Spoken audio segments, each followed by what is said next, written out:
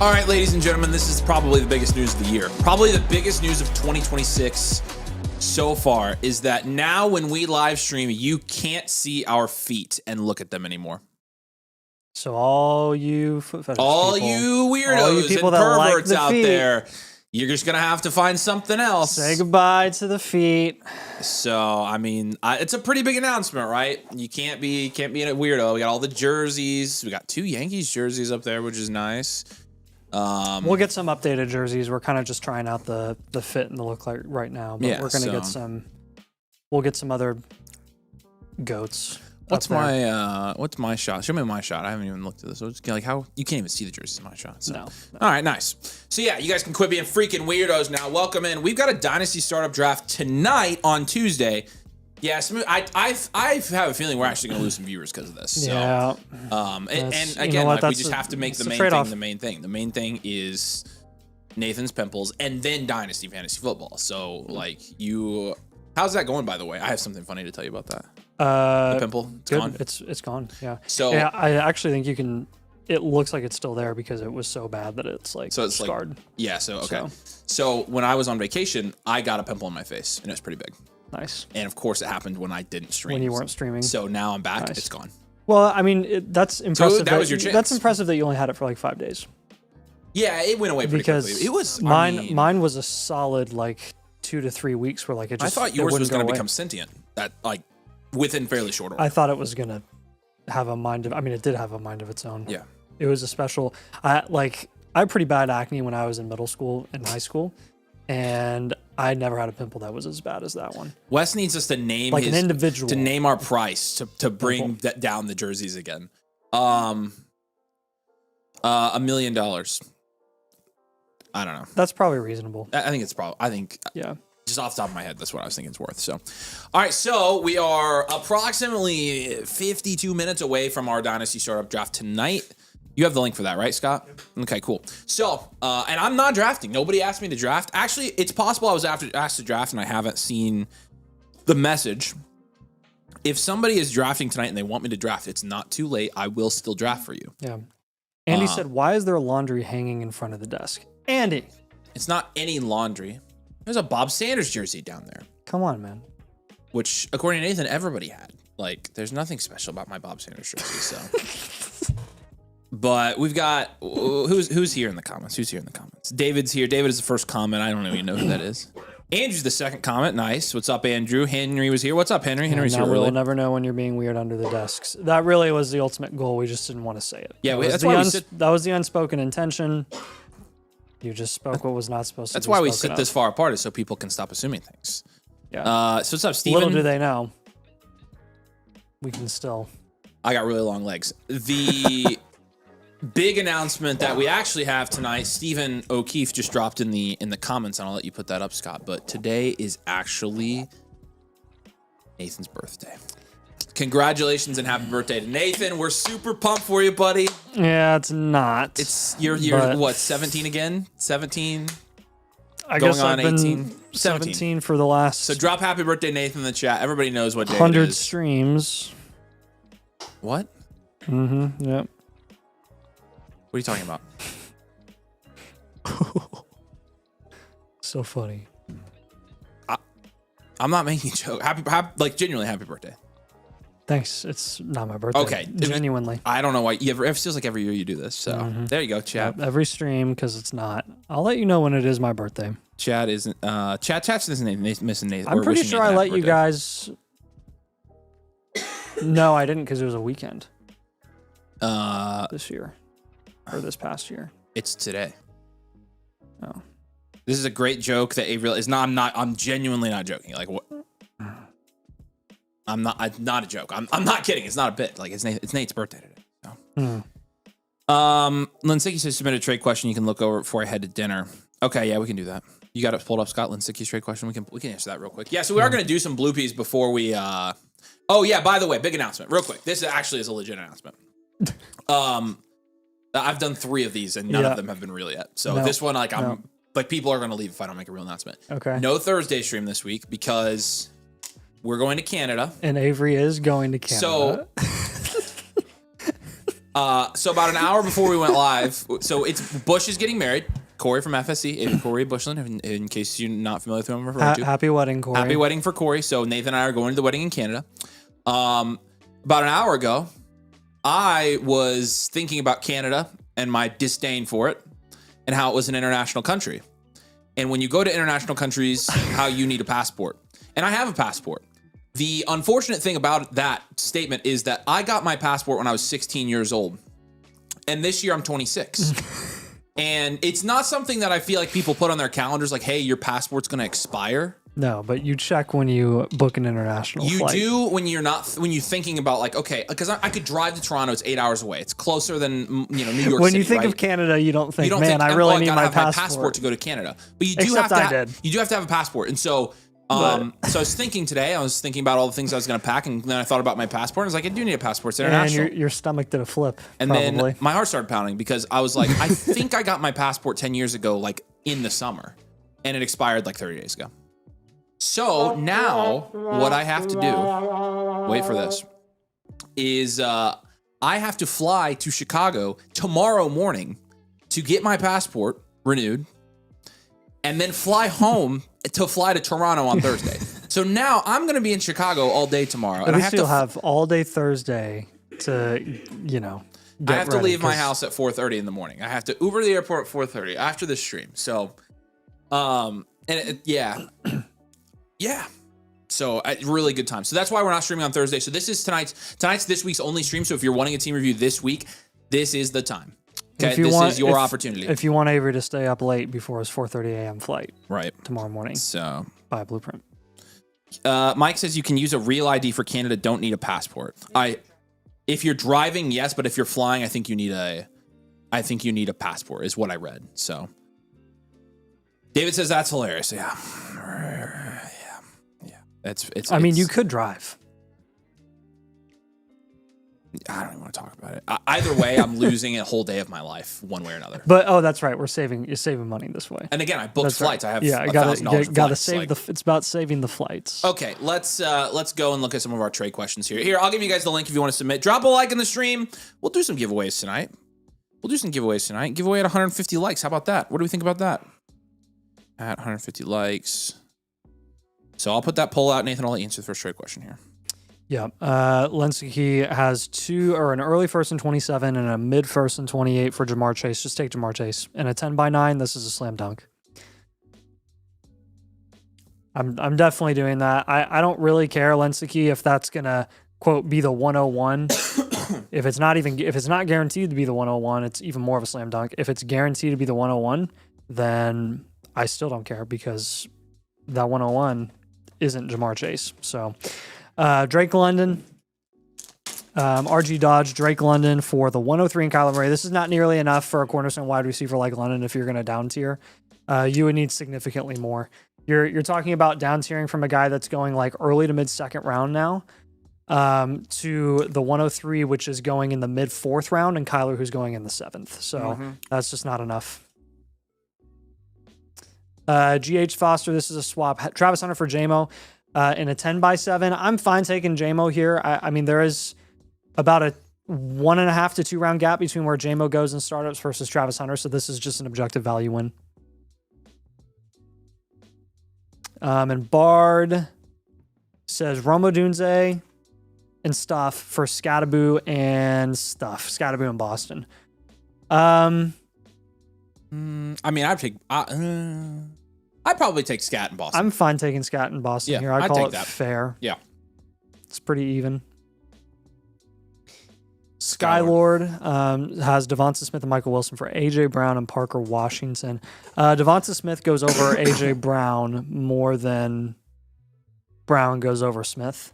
The value ceiling of Smith right now, at least in terms of where he goes in some startups, is like the 4-5 turn. A.J. Brown usually going like mid-fifth at the highest. And you're giving up Michael Wilson on top. I'd hold Smith and Wilson here. The frick happened to my TV? Oh, hey, you gotta Becca. Can you turn on France and Sweden, por favor? Yeah, turn on the freaking France scored in right before the half, and they just scored another goal. They're up 2-0. France scored again. Yeah, game's over. I know. Huh? It's still as much as soccer. World Cup. as much as I can't stand France. It is very satisfying watching their goals. Yeah, here's the thing. France can make it all as far as they want. When they meet us, we're gonna kick their butts. Yep. We're gonna kill France. We're gonna make Mbappe. We gotta hang on. We gotta look like my 7-year-old cousin. We gotta beat Bosnia first, and then we gotta beat Belgium. Not only Bosnia, and then we have to beat Spain, Bosnia, and then we have to beat France. Herzegovina. That's what I said. Both of them. We have to play 2 countries. Yeah, I know. So that's crazy. Seems rigged. Yep. We're gonna kill France. Mark my words. All I'm gonna say is, if those refs that called that Germany game yesterday are reffing this U.S. game, we might be absolutely cooked. No, we're good, dude. We're gonna be fine. If I was a German fan right now, I think I would have taken to the streets yesterday after that loss. They got bamboozled like twice. All right. That would be like the 100,000th worst thing the Germans have done in their history. All right, Spad's got one for us. JSN, down tier to Latin at first. You said it's by the way, Germans are our friends. We have Torsten on here almost all the time. Torsten's our German confidant. So, like, that's not to say that Germans are amazing, but I'm just saying, like, that's... I mean, my last name's Schmidt. Nathan is German, so let's actually, just consider fun fact. No, it's I'm not even German. Okay. I feel like there was a joke there, but I couldn't find it. No. Schmidt is German, and there's like no Germans in my. I don't think I would do this. I think I'd hold Lad. It's too far of a down tier, even if that is an early first. Unless it's like, okay, that's the 101. If that's the 101, sure, guaranteed. Like the worst team in the league, not even close. I guess let's look at it from Stiddy's TDs. Oh, we did this team a couple. No. What's the other team? Sorry. It's Estuben. Nice. It is a bad team. Let's see the team below it. I mean, it could be the 102 is the problem. It could be the 102. So I'm not quite convinced. I understand why you would be. Okay, I'd probably hold JSN here just to be safe. So Nathan got us canceled on Thursday. What did you do Thursday? I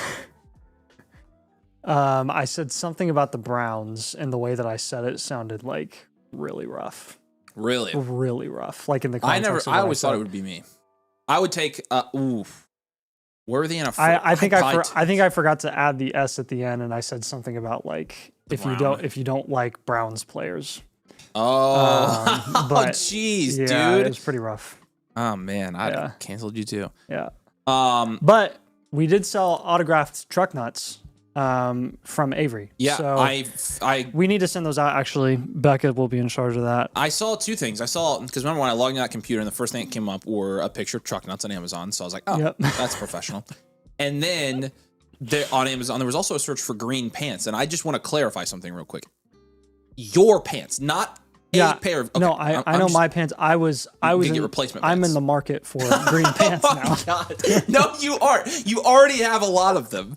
You could get black pants. I'm going to the Dick's Warehouse the moment I send those away. I don't. I finally picked out the pair. I think that's the least surprising thing you've ever said. I finally picked out the pair that I'm sending away. That's the least surprising place I think you'd go. But the Dick's Warehouse. Hey, you know what? You should be glad that it was truck nuts, because I almost auctioned off a night out with Avery. Well, okay, that's completely crazy, but I would have done it. It's just like selling Nathan's pants. I'm legally binded. Would you take this for Worthy on a first? Cooper in a second for Worthy. It's a 27 mid first for Cooper. I would take the first. Yeah, I would too. Yeah. I love Cooper. I would much rather have the 27 first. And I think Worthy for a second's fine too. So yeah, I would take the first. Very good, very good. Wormy says, when do I get my pants? We got to just have. We haven't shipped those out yet. We'll be working on it. I think Nathan feels better about the whole thing now that I have something I have to do too. So I think that we just need to get past that point. But that said, we cannot keep auctioning off my pants. No. That was a one-time deal. And again, wasn't my idea. So Yeah. it wasn't, dude. You can go back and watch it. It wasn't my idea. But you did go along with it. Oh, of course I went along with it. It was awesome. But it wasn't my idea. I actually wish it was my idea because it was good. I'm spending $70 on pants. All right. Just kidding. I'm probably going to spend $10 on a pair of pants, and then I'm going to go buy a $60 Lego set. That's true. You can probably buy more than that, to be honest with you. Yeah. All right. Darts 137. Or, I could take my wife out to dinner. You could do that too. It's probably the better move. Our first review is going to be Darts 137. I'm just saying, Legos are cool. Yeah, they are. This team name is The Bakery. Nice. I like that. We love that. So Darts, if you're here in the comments, say, hey, again, y'all, if you want to get a free team blueprint, I got the link down in the chat. That's a good team. And yeah, again, these will be our only team blueprints this week, as we are supposed to be in Canada on Thursday. Done some good this offseason. Want to make a few more. With Nico Collins tight in position, try to truly elevate the roster. Speaking of Nico Collins, is Peefy here? Peef, are you here? So Peef commented on our video earlier and said two things. Two things that I was like, what? No, he said, if you don't like Nico Collins, then you shouldn't like CeeDee Lamb and Justin Jefferson because Nico has the same season-long and game-to-game upside. No, I'm like, no. What? I think that's 100% That is correct. so cat GIF-worthy. That is like, I know. So he said that, and then he said definitely definitely not. Couldn't imagine sending away Nico for Lad, and I was on a contending team, and I was like, yeah, we're one season removed from Lad outscoring Nico. Right. So that was the one people didn't like today was the Nico take, in addition to the Base Shield Tootin take, which again it wasn't even a take. It was just like, oh, we can do these pivots. You can literally pencil that in, like. I mean, it was the Tootin stuff. It was very funny. So hey, we tried to advertise it as marketplace, and people just choose to hear what they want to hear. So, which, to be fair, is Peef. Fun fact: we don't really have Nico Collins as a hard sell. Here, so no, he's not. He's not. And honestly, like I don't even disagree with like if you're a contender, you want to hold Nico, like that's totally fine. Yeah, that's fine. But he's like, oh well, he's the same as Jefferson and CD because he's the same age. I'm like, no, Peefy, don't do it. I mean, let's start with the targets alone. Dude gets 110 targets a year. Well, and also his best PPR season was 100 points off of CD and Jefferson. So like, he's never showcased even close to that remotely kind of comparable. His best PPR season was like 260 points. Peefy, let's just rip you apart in this live stream. I mean, he said it, dude. I don't know what else. Like we're out for blood today, man. He's not here. I'll probably watch. Hopefully he'll watch later and he'll see. But love you, Peefy.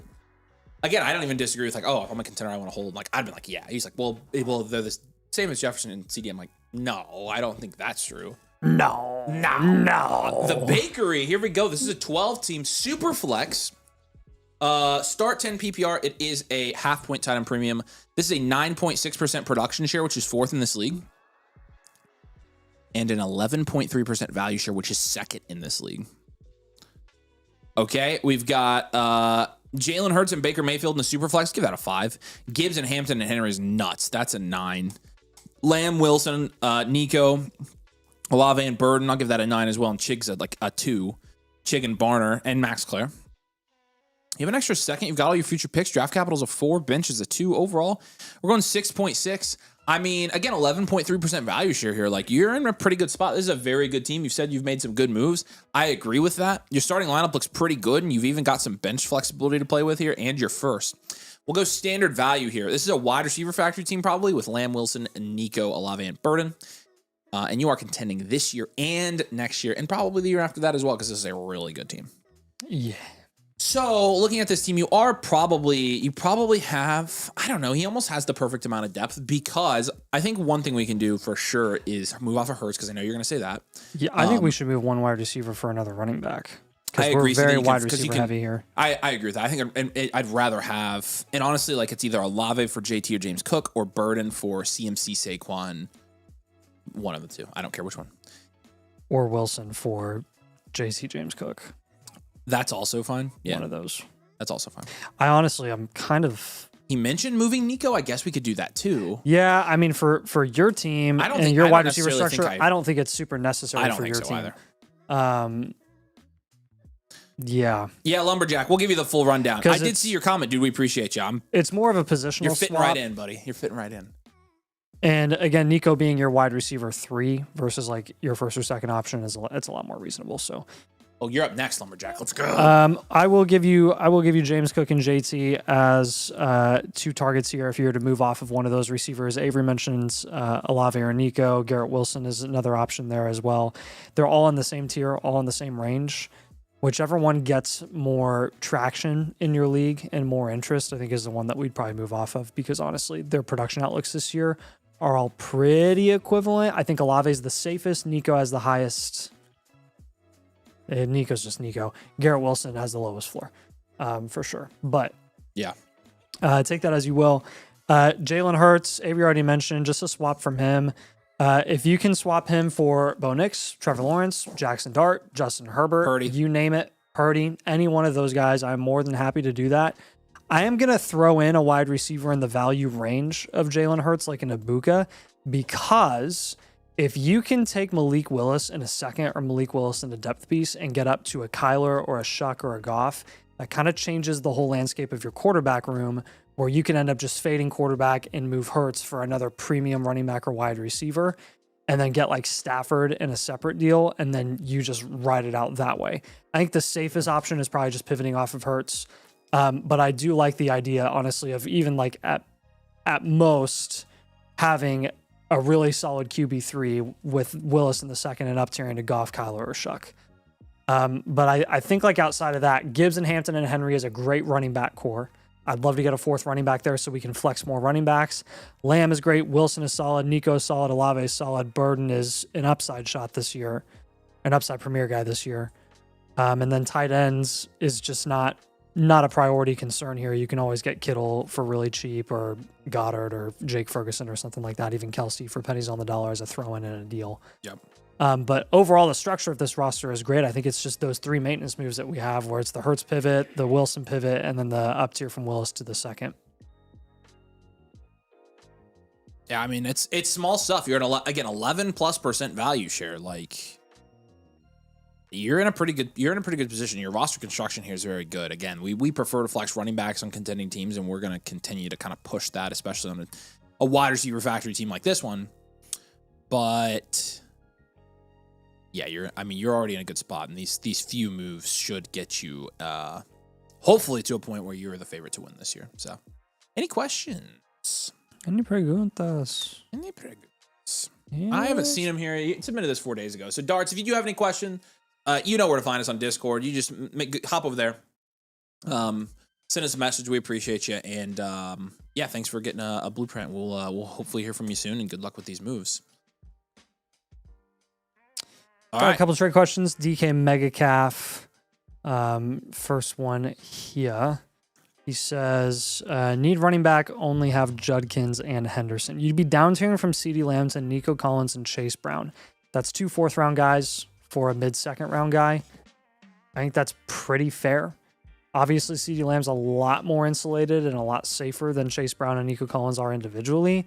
Yeah, but it's a start 11. You are increasing your production quite a bit on your starting lineup by doing that. Yeah, so I'm cool. I'll call this fair. Yep, I agree with you.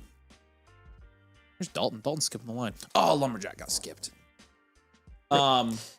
Tyler says Golden Gadsden in an early and mid first in 2027 for Pierce, or for Alec Pierce and McBride. Let's just call Gadsden and Matthew Golden for Pierce cancel, and then the 2 firsts for McBride. Is this a tight end premium? It's a 1.75 tight end premium. Yes, I'll take McBride here. Tyler did say happy birthday to Nathan. So there you go. Yeah, Lumberjack, you're going to be, actually, Dalton got a premium, so he's going to skip the line here, and you're going to be up next after that. So stay tuned. You are on deck, my friend. CW, looks like we got one from you as well, my friend. We appreciate you. So, okay, Dalton says we can do yours next. All right, let's do Lumberjacks real quick, and then we'll do Dalton's. Right. Dalton, you'll be up soon, so you'll be up next, actually. All right, Lumberjack. Okay, my question, I guess, for you is, are you submitting another clip? I got to say, the clips this time around have been very strong. Okay, yes. And by the way, I was literally thinking this when I was watching those today. Case and freaking points why I was grading the way that I was grading previously. Because yeah, I know. The quality of, like, It's just, I was thinking the same thing. and I mean, everybody's already up at 10s, and now there's going to be 5,000 more 10s that are put out there, and there's going to be zero differentiation whatsoever. yeah, no, Which that's is so 100%. That's frustrating. 100% correct. Like I was thinking about that earlier because that's why I gave Rome a 5 is because I'm like that's just not a good clip, and his new clip's And then amazing. he literally knocked it out of the park. I mean, his new Like, clip is incredible, and so good. you know, and Zach gave him an 8.2. I'm like, Zach, Yeah. that's not an 8.2 clip, dude. Yeah.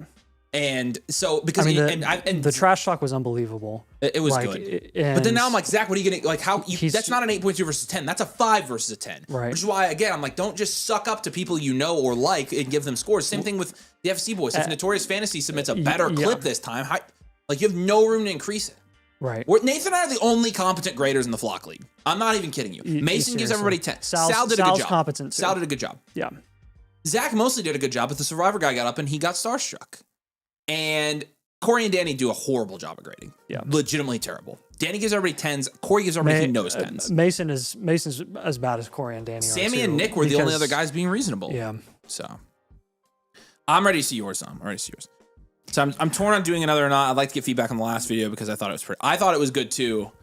DM me the link of the video on Discord and I'll message you and try to give you some feedback on it. I could do that.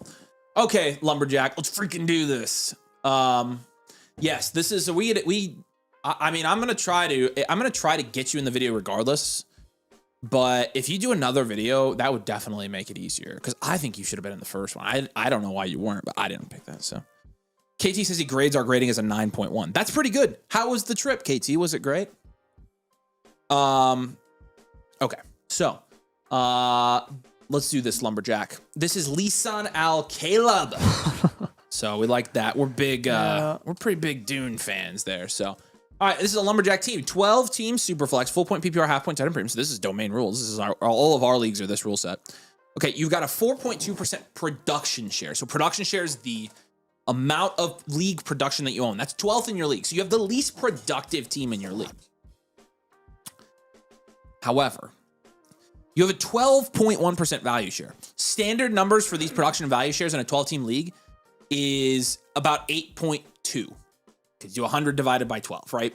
And so 12.1, you are well above expectation there. Because of that, that's first in your league. You're an enhanced value, well-rounded team. The problem is, and I'll get to this, your production share is low for a reason. Let's grade this out. You've got Caleb Williams and Cam Ward. That's a 6 at quarterback. It's good. Love, Price, Monong guys a 7. Igbuka, Tyson, Lemon, Concepcion, Pierce, Cooper, Wandale, Higgins, Bell. I mean, that's deep. I got to give you a 7 for the depth. And then Sadiq, I'll give you a 7 as well. Part of the reason your production share is so low, your value is so high is because you have 5 first, dude. I mean, it is time. Yeah, it's just, you can contend this year. This could be qualified as a future value team, but really the main thing, draft capital is a 10, by the way. Bench is a 4, overall is a 7.5. Here's the thing, dude. Like, you can do what you're trying to do here. Did Mbappe score again? Gosh. Oh my gosh. What if, yeah, frick. He's so good. We're going to kick his butt, dude. We're going to make him look so bad.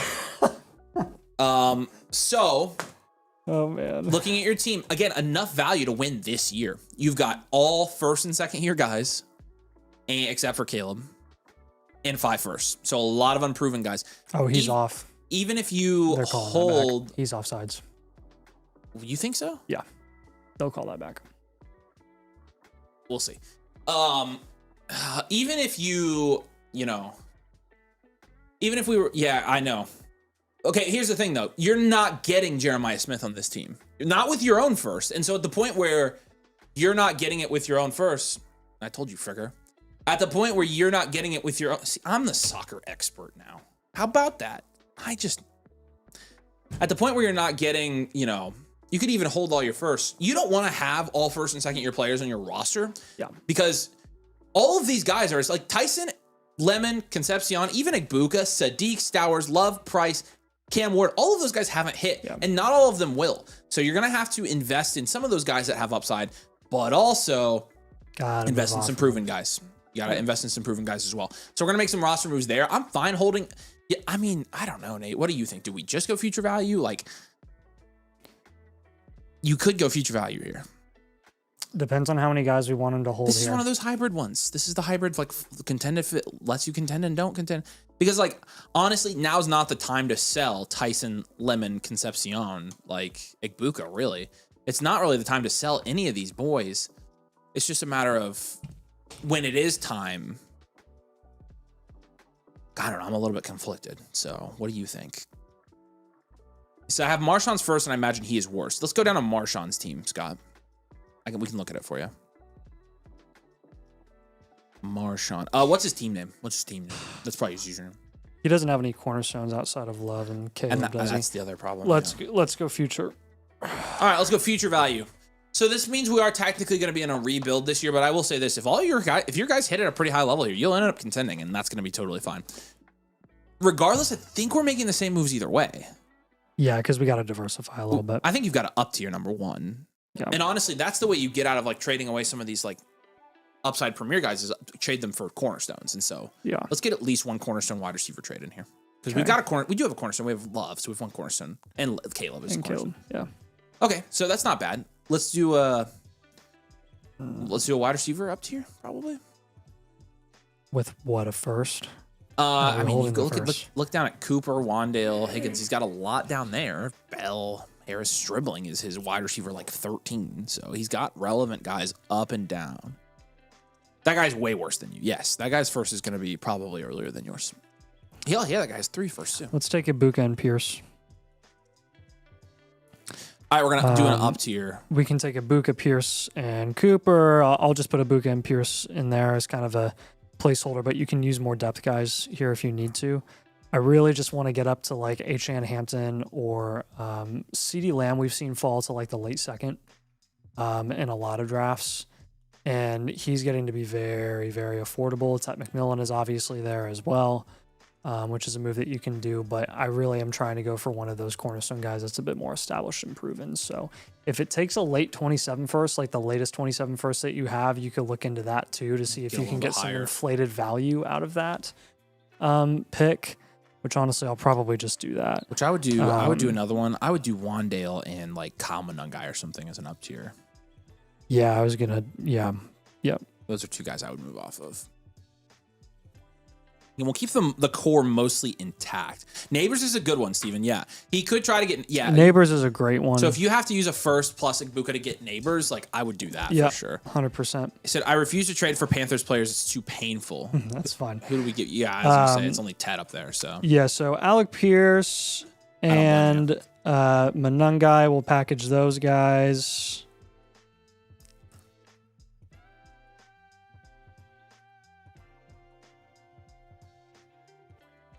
Clean up your depth a little bit, move off of some cap value ceiling assets down here. Man. Lemon is a fine guy to hold right now because he doesn't really have to do this much this season for him to maintain some level of value. Or some level, by some level, I mean the level of value that he's currently priced at. We will take, Avery mentioned Wandale. Wandale Corum is another guy too. So I tried Neighbors, but he said no. Okay, that's fine. That's fine. That was just an idea, but that's totally fine. With Pearson Monungai, let's try to get you up to like a Cam Scadaboo, a Bucky Irving. Brian Thomas has been going super cheap. I would be shooting for him if I were you on this type of team. I like that too. Blake Corum and Wandale, we're basically going to be getting you up to some like productive running back ranges. So like Josh Jacobs, Derrick Henry, Jordan Addison, who's a decent market play right now for you because he's going to be going to free agency next offseason. He'll be an unrestricted free agent unless they decide to extend him or tag him, which I don't know if they will, if it doesn't work out this year for them. So he'll be an interesting if I'm trading guy. Anyone or picks, it should be for studs only. That's pretty much all you. Yeah. Like outside of the guys, it's like Kyle Monungai, Wandale. You can move onto this type of team and feel good about it. Those are really the only guys. It's like you're not moving for a cornerstone. Every other move you make should be for a cornerstone asset, for pretty much. So. Yep. So all right. What questions do you have on those moves, Lumberjack? Traded BTJ last year for 4 firsts. I think that guy's. That's hilarious. That is awesome. Dude. Oh my gosh. That's sick. That's insane. I was proud of my 4. BTJ and a late 27 and 26 for Bijan. And you got that? That's wild. I mean, he was almost in that conversation. We probably would have put 3 first to BTJ's name. 4 would have been too rich for us, but that's impressive. That's that great. You pulled that off. Okay, so what questions do you have? I want to make sure all this makes sense for you and you don't have any other questions. questions. Oh my gosh, it's another goal. I bounced off. No. So if my flight board's at 5:35, I can probably get to the airport at 4 or at 5. Yeah. Honestly, you will literally get through security in like 10 minutes. I was thinking later than that. I was thinking 5:15. Yeah, I mean, sure. It takes like 20 minutes from here to get there. 22 minutes. Yeah, and again, I usually get through security. It's a Wednesday morning 10 minutes, too. yeah. Like there's not going to be. What wide receivers would you trade from the top 4 ideally? We gave you Egbuka. That's pretty much it. We gave you Egbuka. But you could trade any of those guys for cornerstones. Those guys, any of those guys plus a piece for a cornerstone. It's just not. It's going to take the least amount of plus on top of Egbuka to get you up to the cornerstone range. Right. It'll cost you more for Tyson and Lemon to get up there into that conversation. Yeah. So like, no, we appreciate you, dude. Yeah, it can be any of those guys. It's just a matter of taking one of those guys and adding some to it and getting to a cornerstone instead of having 4 upside premier guys. Yeah, that's really the thing. And so Egbuka was the one we gave you, but you can play around with all kinds of different combinations of those guys. We're just trying to get into another cornerstone wide receiver, just to have some safety. So,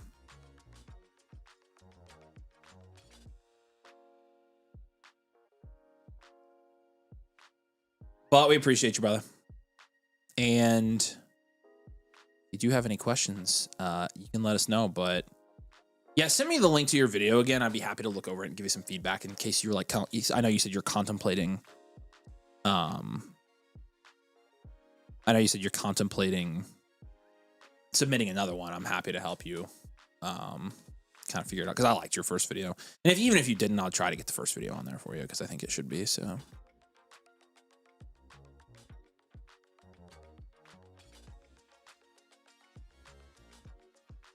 All right.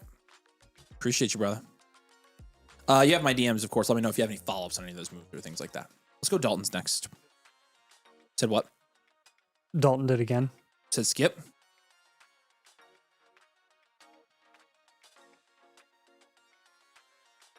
Skip him one more time for another. Okay. Okay, cool. D Garza is going to be up next. D Garza, are you here? We got about, what, 16 minutes till the draft. If any of you guys are drafting and you want me to draft for you, let me know. I think it's a long shot at this point, but I think both of us would happily draft for you. No one got asked out to prom. I know, dude. I drafted for somebody on my lonely stream on Thursday.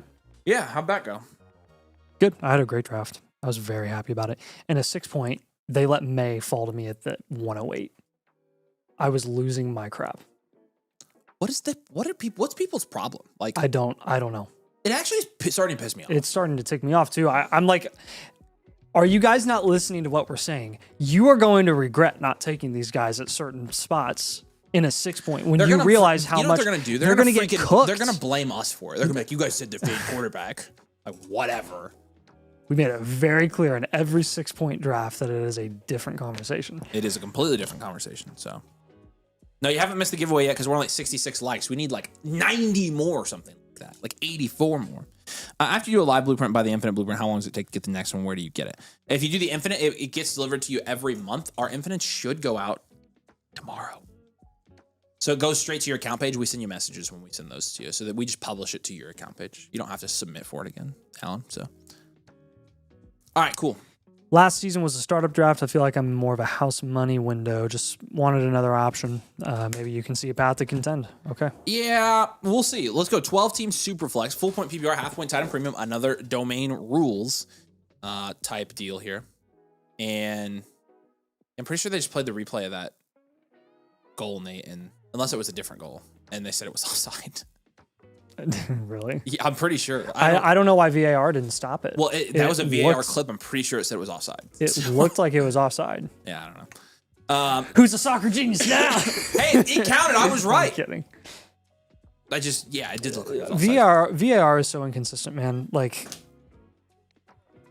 they need to figure it out. Production share here is 6.6%. That's ninth, so not a productive team again. the value share is not bad here. 9.3%, which is fifth in this league. Okay. All right. So you got Jaden Daniels and Bryce Young. We'll give you a 6 there. Hampton, JCM, and Nick Singleton's a 4. London, Tate, Romadunze, DK, it's an 8. That's good. And then Kincaid's a 2. You've got all your picks, though, which is really nice. You've got some extra seconds, so your draft capital's a 4. And then bench is a 1. Overall is a 5.5. This is standard value team. Standard value wide receiver factory.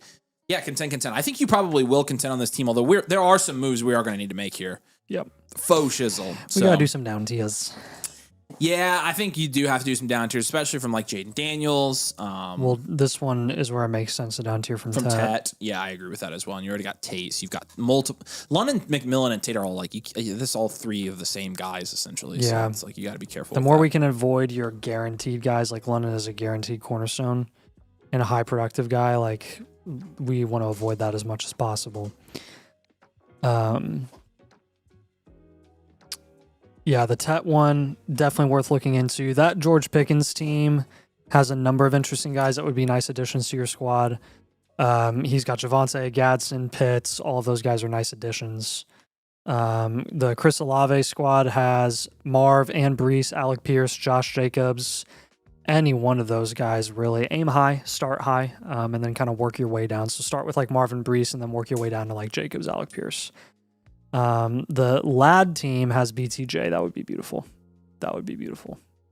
An ideal type of down tier from Tet would be that type of move. You're talking about down tiering from a late 2nd round guy to a mid 4th round guy and a 6th round guy. That's what BTJ's price is right now. With Daniels, let's say that we did a small down tier and we did like Bo Nix. That's not a big down tier. That's a big down tier. That's a decent size down tier. But I think that's what you need to do though. Yeah, that's like Ladd and Warren. Again, the same team as Lab and Conkey. The Jackson Dart team does have Jordan Tyson. You might have to give something back there, but worth looking into. And then Purdy. Let's look at the team with Purdy. Same team as the Olave, Brees, Marv team. So look at what you could pull off there potentially. The Brees Hall addition would be nice. Might be able to swing Chris Olave there too. Like, let's even look at Lawrence. The Lawrence team, not too bad either. A bunch of tight ends going all over the place, man. This is a 0.5 tight end premium. Not a priority, but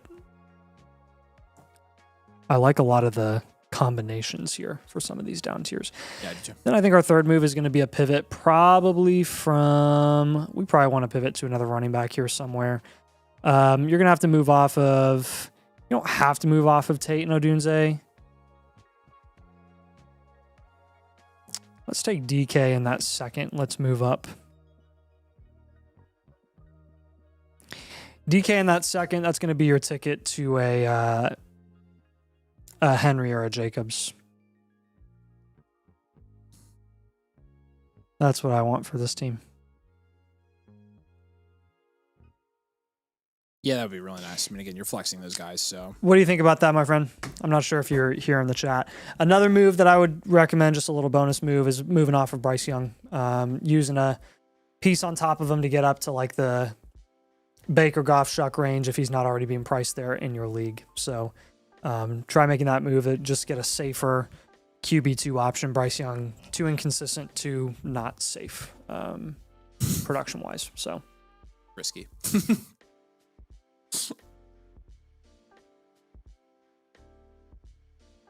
Any question? All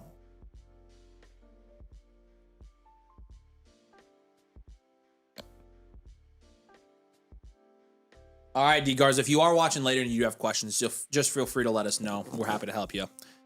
But we appreciate you. And yeah, hopefully we can help you with anything that you need and we can get you squared away and winning some championships. All right, Luz, contending would a 2 to 3 27 pick swap be okay too? A 2nd and a 3rd? Oh, so you'd be adding a 2nd. You'd be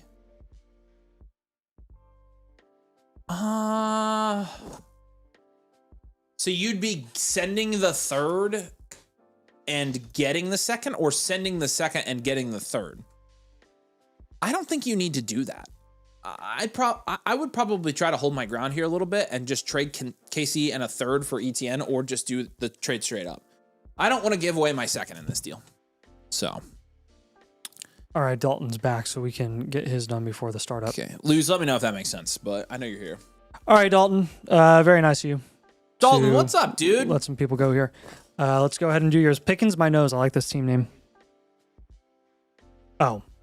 Okay. Cool. Okay. All right. All right. All right, man. All right. All right. Baby Yoda is up next. What's up, dude? Baby Yoda, you here? Hopefully he's here. He should be. I told him it was at 6 tonight. I also told him that. So, well, let's make sure he's here, and then we're gonna take a look at this. So, say hey in the chat, Baby Yoda. So fresh out of a startup, picked up a 27 first for a 7th in the draft. Nice. Caught in the middle here between contending and a rebuild. Feeling good about making the playoffs with this team, but thinking I should maybe wait until the season starts to decide which way to go. Sharp league mates, they love Burden. Okay. Camacho Football Club, and you have Luther Burden. How about that? All right. So they like Burden. I like that a lot, actually. It gives us some ammunition here, Baby Yoda. All right, let's do this thing. So, taking a look here, this is a 12-team Superflex, full point PPR. It's a half-point tight end premium. This is domain rules again. Third straight review like this. Your production share, again, we have a low production share, high value share team. 7.1% production share is 10th in this league. 9.6% value share is first in this league. Okay, you've got Jared Goff, Matt Stafford. There's 3. Genty, love those. Insane. That's an 8 by itself. Puka, Tate, Burden, QJ, Michael Pittman. I'll give you a 6. And then Kincaid is a 2. You've got 2 firsts, a second, a third, and a fourth in 2027, and then all your picks in 28. So your draft capital is going to be a 6 because of that extra first. Bench is a 0. Overall is a 5.5 here. And yeah, I think part of the reason your production share is so low is because you have all those rookies. The flex spots are rough, so you are going to have to down tier here from probably a running back and Carnell Tate. Do you want him to contend here? I mean, I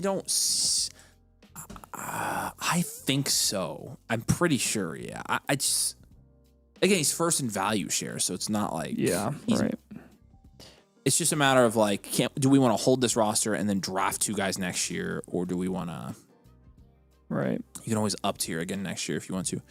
You can also just move the first. If we think his first is going to be late, which I think it's a very good chance it is, yeah, then we can just move... Who's the other first, He Scott? said they love Burden. How much do they love Burden? Do they love Burden enough to a point where they would give you like the Jamie team, the like all-in team? Pickens or Garrett Wilson or JT? See, I don't... That team right there is... That's not necessarily a late first. I don't guaranteed late first. Got some But depth it's at wide also receiver not there. necessarily an early first. No. It's probably a mid first. Okay. I think we go standard value all around and contend. Let's just do it. We can always reverse course. I will give you very aggressive trade targets for Burden because you said they loved Burden. Your league. And he is your third option here. I mean, if you can move Burden for any of Pickens, Wilson, JT, James Cook, any one of those guys, then go ahead and do it. That is pretty much the peak of where we saw Burden's price get up to this offseason, and then he kind of settled back down. So if your league's obsessed with him, see what it would cost to get one of those guys, and then we'd feel a lot better about your safety this season, your floor. I do not want a down tier from Puka. I would much rather down tier from Carnell Tate. Down tier from Tate, and then down tier from one of your running backs. That's what I would do. Probably love. Probably love, because you can go down to Hampton or HN there. Yeah. Yeah. That would be perfect. Yeah, the HN team has T. Higgins, Marv, Derrick Henry. Honestly, the goal here should just be filling out the flex spots with as cheap and productive assets as possible. Like Josh Jacobs, Devontae Adams, Derrick Henry are perfect targets for this type of team. So the Hampton squad has Zay Flowers, Rasheed Rice, Casey Concepcion. All of those are nice additions. And then let's say you went all the way down to James Cook. You get a fat return here. Chris Olave's on the James Cook team. That would be really fitting. With Carnell Tate, let's say we went down to like Lad McConkey or just another rookie. Like you could just go down to Jordan Tyson and get Javonte on top, getting very similar production outlook from Javonte relative to what we're expecting from Tate, and then you get similar long-term insulation in Jordan Tyson with less production from him. But you could also go down to Rome. The Rome team has that's the same team as Lad. ETN's on that squad. Actually, I want to do ETN on top of Lad. Let's get all the way down to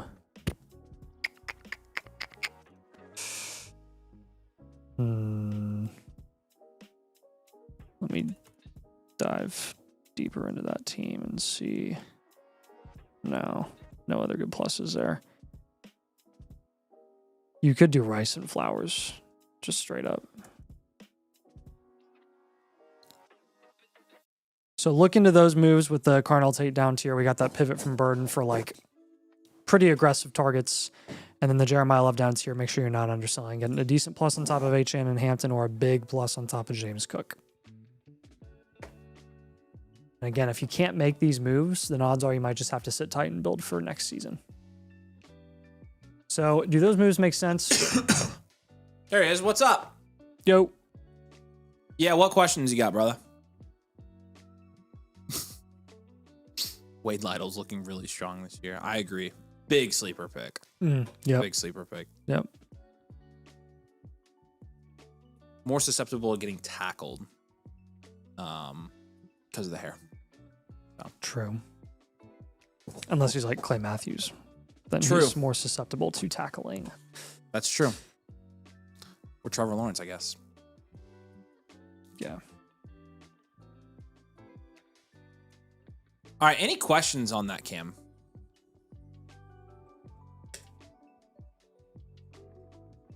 AKA Baby Yoda. He might be on a delay. So if you are on a delay and you're watching this, let me know if you have questions, and we'll be happy. Obviously, he says his league mates are sharp. I think we gave you pretty even trades here. I don't think we went anywhere crazy with that. So, all right. So if you want to delay, let me know. So yeah, we are a minute away from the start of draft. Cool. Corey's gonna be up. C-Dub's gonna be up. MD Robs is gonna be up as well. Nice. And he'd say down tier from Puka. We did not give you a down tier from Puka. That's your ticket to being a top contender this year. Is him. So Diesel Fusion says, I'm glad I'm in the live draft tonight. Got my domain tools and rankings up ready to go. Good deal. And I just updated the ADP tool for you guys as well, so that should be helpful. Again, if anybody from the league wants me to draft, I'm just sitting here doing nothing. And Nathan. All right. They want to draft their own teams tonight, okay? I'm not really thrilled that I have to get up at 4 o'clock in the morning to go to Chicago. Like, I'm kind of pissed off. I can't believe I got an appointment in. Be beside myself. I can't believe if I had to do that. I can't believe I used to get to fly. I love to fly. Though, ironically, I'm going to Chicago as well tomorrow. I can't believe that they got me an appointment. I was 48 hours from flying out, and they're like, "We have one." Yeah, that's pretty crazy. That's pretty in nuts. The city of Chicago. Because I originally called and they told me they were like, "We don't have any point. There's no point in Chicago. The closest one's Buffalo." I'm like, "Okay, actually, I can make that work. I could just fly to Buffalo. I would only be out my initial flight. I'd fly to Buffalo early and get my passport and go over and just drive to wherever time." Right. And she's like, "Well, I could put you on the phone with an appointment specialist, and she might be able to get you an appointment in Chicago." Like, okay. So I just went to this lady, asked me the exact same questions. Was like, "Yeah, we can get you an appointment in Chicago." 8. I'm like, "What's the other one?" 8:30. Do 8:30. Gosh. That's amazing.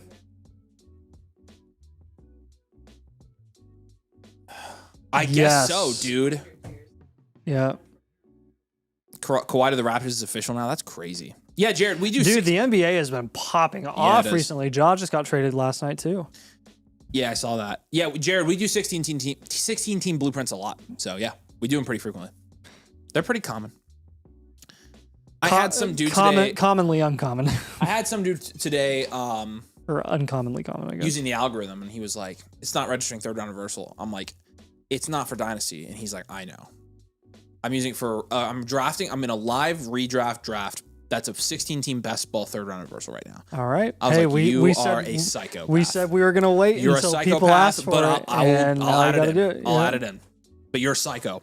Yeah. That's psychopath stuff, Nathan. That is psychopath stuff. Like, you have to be so far gone at that point. Yep. Okay, here we go. Let's do this. Nathan and I not drafting tonight, but we are going to be yapping about the draft. So there's that. So Yep. yeah, we did a 16-teamer for KT as well. Yeah. What are the league settings for this one? Somebody drop the league settings in this league for us, please. Drop the league settings. So Here we we're go. not Let's rock and bamboozled the roll. whole time. Are you going to Chicago to settle the once for all the Burden versus Odunze? That's exactly what we're doing. Yes. That's it. Though we won't have to do that because, they're an Indiana team. Like, this passport building is in smack dab in the middle of downtown Chicago in a high rise. Like, it's like, oh, it's in the suburbs. No. It's the least suburb place of all. You got to get some pizza or something when you're there. So you have to. I'm getting Italian beef. I'm getting all of it. You have to stay in that building. I could go to Lego store. So you have to stay in that building until. No, I think that if it's going to be ready this afternoon, I can just go. You just go back and pick it up. I'm just going to go. I'll go. Okay. And honestly, what I'm going to do is I'm going to go get food and work. I've got stuff to do. Yeah. Like, that's the freaking dumb part, which is why I'm flying. Is because Thanks to your focus group meeting today. Good gosh, dude. Everything has been a waste of time in my life since I got back from vacation. Yep. Avery, please expand cameo to Nathan. He's convinced to say, I don't know what to believe anymore when it comes to that because I just feel like everybody's trolling me regardless. Yeah, we're never going to convince him. So what I think I've gathered from multiple sources is that there's a lot of AI and some of it's legit. Sure, yeah. Channel says, how do I switch my Infinite to another team? But the question still stands for me. Why would celebrities of like the, I don't know, Ryan Reynolds profile, like why would they ever actually do a cameo? They have zero reason to. They make so much money. I mean, think about the hourly rate though. If you're getting paid $500 to do a 1-minute cameo, yeah, but you're making $30,000. But you have to think. You have to think how many of those are they doing? I don't know. Like, for it to actually be worth it, you'd have to actually spend a lot of time to do a lot of those to even get like up to a point where it's like, man, I just made like $10,000 in an hour. Put this comment back up, Scott. If I ever don't answer a question, keep it up there till I answer it. Open a ticket over on the Discord. You can do that. As long as you have to have a blueprint done for that team, an initial blueprint. But open a ticket on Discord, they'll help you do it. He said, I thought you meant 6 p.m. Central. No, sorry. You're good, dude. You're good. You think we speak Central Time? We're on God's time. I don't even know what is CT. This is a half-point tight end premium. I know CTE. Oh, this is a 4-point. Wow. There we go. In a 4-point, and the quarterbacks are going higher than they do in 6 points. Some cameo people do thousands per year. Scott Hansen gets the bag from it. There you go. Like, if you're Scott Hansen, you're not rich enough for that to be nothing. But people do that. Think about Scott Hansen. Like, Scott Hansen doing. Dalton, I'll give you one.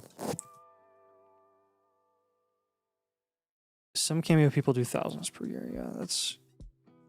Who are the big cameo people? Where like if you actually submitted a cameo for like a celebrity, who are the people that would actually do it? Like, I'm genuinely curious.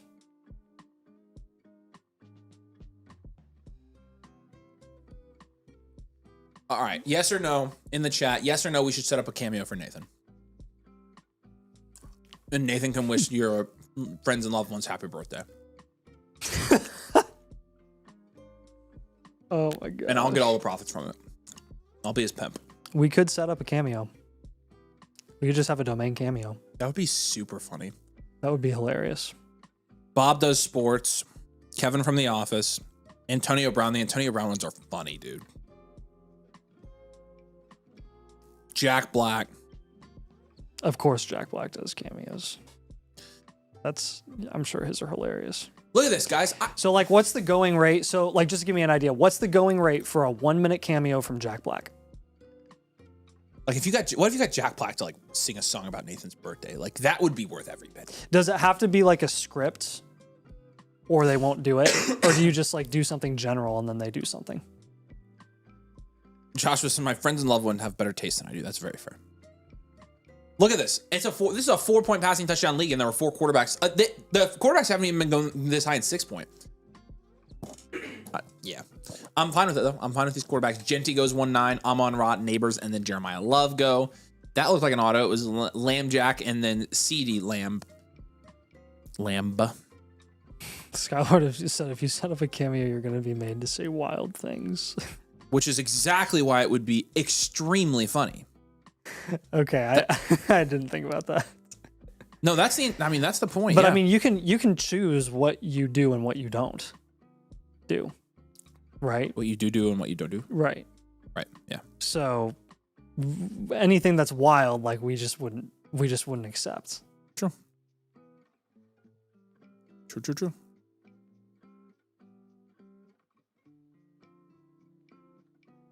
Limited space. Okay.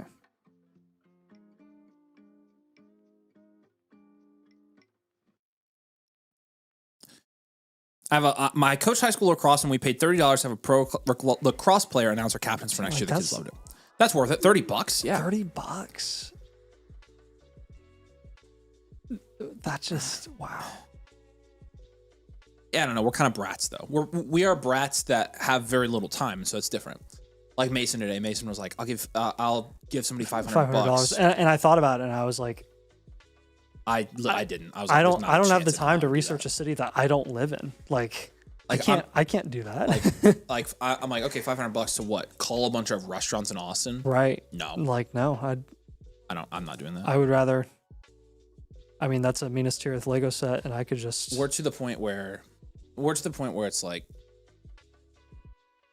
time is by far our most valuable asset. Well, that's what blows me away about the cameo thing. Yeah, I mean, it's like some of these guys are athletes like actual have downtime. I feel like they do, but like athletes make a lot of money. Like, how in the world would that be? That just floors me. Like, I never. That's why I didn't actually believe it when they were telling me it was actual people that are on there. Like, that does not compute with my brain. There's no way Jack Black has time to do cameos. He must, dude. He must. I almost bought one as a bit for the Flock League last year. I never ended up doing it. Did you really? Yeah. How long has Cameo existed? I've never heard of it. A long time. That's hilarious. Longer than the iPhone. What? Yeah. It's been around forever. How have I gone my entire life not knowing what Cameo is? I don't know. I mean, it was around before the internet was around. Any lesser paid players in their downtime, yeah. Retired and former players. The channel said he'd send Nathan a cameo for his birthday. Nathan could charge $420.69.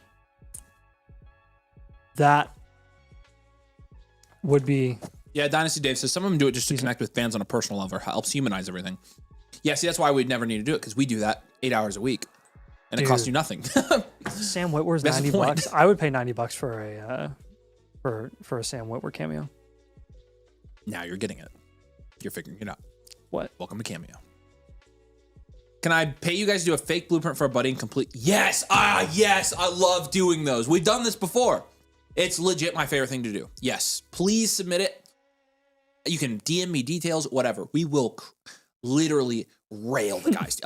We will obliterate it. Those are my favorite things to do. Please, Kyle, it will make my night. Yes, we do fake blueprints to kill people. Does this fake blueprint involve, like, do you want us to put absolutely horrible trades on there? Well, that, and we're going to tank all of his scores and just be like 1, 2. Production's just 1.6%. Like that would be so funny. Yep. How much for Fernando? Oh, that's a good one. I doubt he has it. He's probably like, I'm just really focused right now on my teammates. Somebody asked me if he's going to donate to IU's NIL. I'm like, what kind of stupid question is that? Yeah, and then it makes headline news like, Fernando Mendoza isn't donating to IU. What the heck, dude? Leave him alone. What did you expect? What do you expect this dude to do? He's oh my gosh. This is I hate. I cannot stand media questions. So the people that get in the room to ask questions. It's incredible that people have media credentials and we don't have anything. I know. Like we would have so many better questions than most reporters. Like, do you know how many like stupid coach speak things we would be able to figure out in a moment, like literally by the snap of a finger? I know. Just by not asking a stupid question, like, come on. Maxwell says, how do I get a membership? I just dropped the linked and tag you there in a comment there, Maxwell. It's the annual Mother Flocker tier with code domain. It gets you the free live blueprint on tonight's stream. So if you have any other questions, just feel free to let me know and I'll be able to explain it to you here on the stream. But that's the link. Make sure again, code domain is the only thing, and then it's the annual tier, and then you're good. So Aaron said, can you please stop telling Steely to decline my trades? I'd really like to get a Lave from him, but you keep on telling him not to do it. We'll send him a better trade offer. Aaron, I gotta be honest. I'm not going to tell Steely to make a trade that I don't think is at least fair. I tell him deals are fair often. He usually has pretty good, well-structured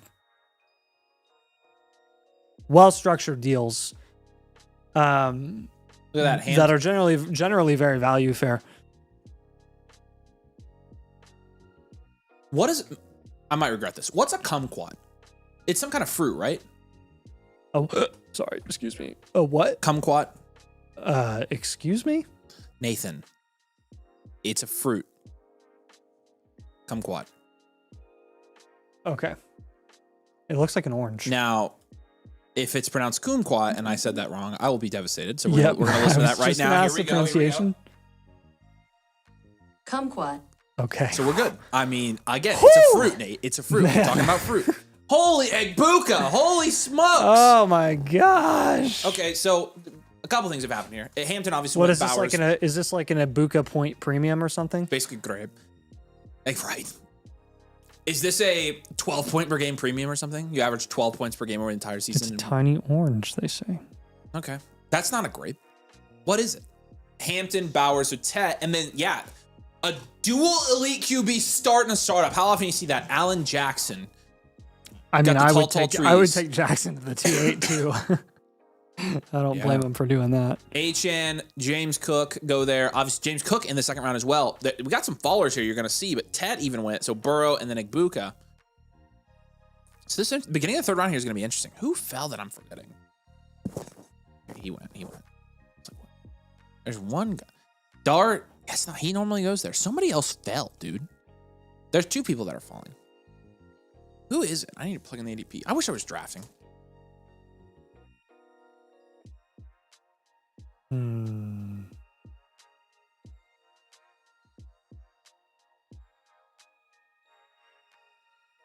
Uncle Fresh said it's Mason's middle name, I believe, as well. Mason Kumquat Dodd. Yeah, that's right. That makes sense. Levi's a kumquat professional. They are tangy, then sweet, pretty good, and refreshing. Whatever you say, Levi. Tim said small orange. Okay. I'll take you guys' word for it. I'm hearing grape orange. Loveland just went 3-2. Orange grape. Loveland in our last 5-6 drafts has been going in the grape. Grape. Army grape. Oh, Violet. Yes, grape. Happens. That comes up like once every 2 weeks at this point. Strong army grape. Yeah, grape. Wow. I want to throw in there. I love Pakistan. Yeah, grape. That's seriously one of my favorite videos. Pakistan is in the bag. In the bag. Grape. Yeah, Loveland's been going late second in a lot of our drafts recently. McBride is one of them, obviously. McBride, which I think this is where McBride should be drafted. But I know I'm in the minority there, rather. Yes. Yeah, no name drops. That's right. No name drops. Order 66. Hey. Yeah, Loveland did go before McBride. I gotta say, I've never seen that before. So that's an interesting one. Extra clock says, I will give my life for Domain instead. That's awesome. Grape. Can you guys explain what's the reason for third round reversal? No one I know has ever done it. I don't think any of us like it. When and why did this become a thing? Third round reversal became a thing because the value discrepancy between the guys at the beginning of the first round and the guys at the end of the first round was so large that when you didn't do a third round reversal, what you had is a more imbalanced league to start. So you would have these teams that were at the top of the draft be like value-wise obviously stronger than the ones at the end. The Dynasty market has changed enough recently where I think you can get away without it. What you can get away with, without doing a third round reversal. But still, there is an inherent advantage this year to drafting the top 7 picks because there is a pretty big tier drop off after Drake May, for example. Redraft, you don't want to do that because valuation of players is linear. So with Dynasty, it being more of a curve and the drop off being pretty dramatic after a certain point, you want to account for that by giving a little bit, not an advantage, but you want to account for that by making up for it by giving the early third round to the guys that were drafting in the later area of the late first, early second. Dude, Peefy, were you here? I was asking if you were here earlier. Were you here when I was responding to your comment? Did you hear what I said? If not, we're talking about it. I can't believe you said that. We are talking about it. McBride averaged more than 10 points per game. It was a bigger difference than that, I even think. Oh, Primos took a sick day to be here. Let's go, Primos. That's exactly what we're doing today. Nice. Henry says we're criminally low on tight ends. I think we're just criminally high on winning. It's a douchey thing to say. I don't know if that's actually true. Let me check my overall rankings. Careful what you say, Avery. What? So I've got Bowers. I've got Bowers at like the 5th round, 6th round. So I think that's, no, I'm just kidding. So I have Bowers at 18. I have Bowers ranked at 18. So 12, 13, 14. I have Bowers ranked exactly where he went here. I have McBride ranked at the end of this. Wait, no, this is expert average. Timeout. Okay. I have Bowers ranked at 18, same spot.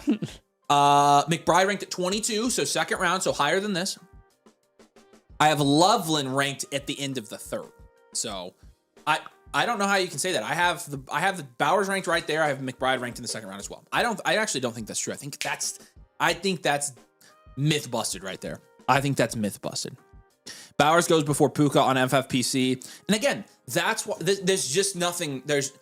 Unless it's a huge tight end premium, that is legitimately horrible. Like, compare the production of Puka Nacua and Brock Bowers in half-point tight end premiums or non-tight end premium leagues, and Puka is blowing that man out of the water every week. Yep. So, in 3-year outlook-wise, Puka has just as good, if not a better 3-year outlook because he's a better player, better asset to own. Honestly, both of them has just as many injury concerns. So again, FFPC nerds can draft Bowers over Puka all they want. Domain nerds are going to win ships. We're winning ships. Yeah.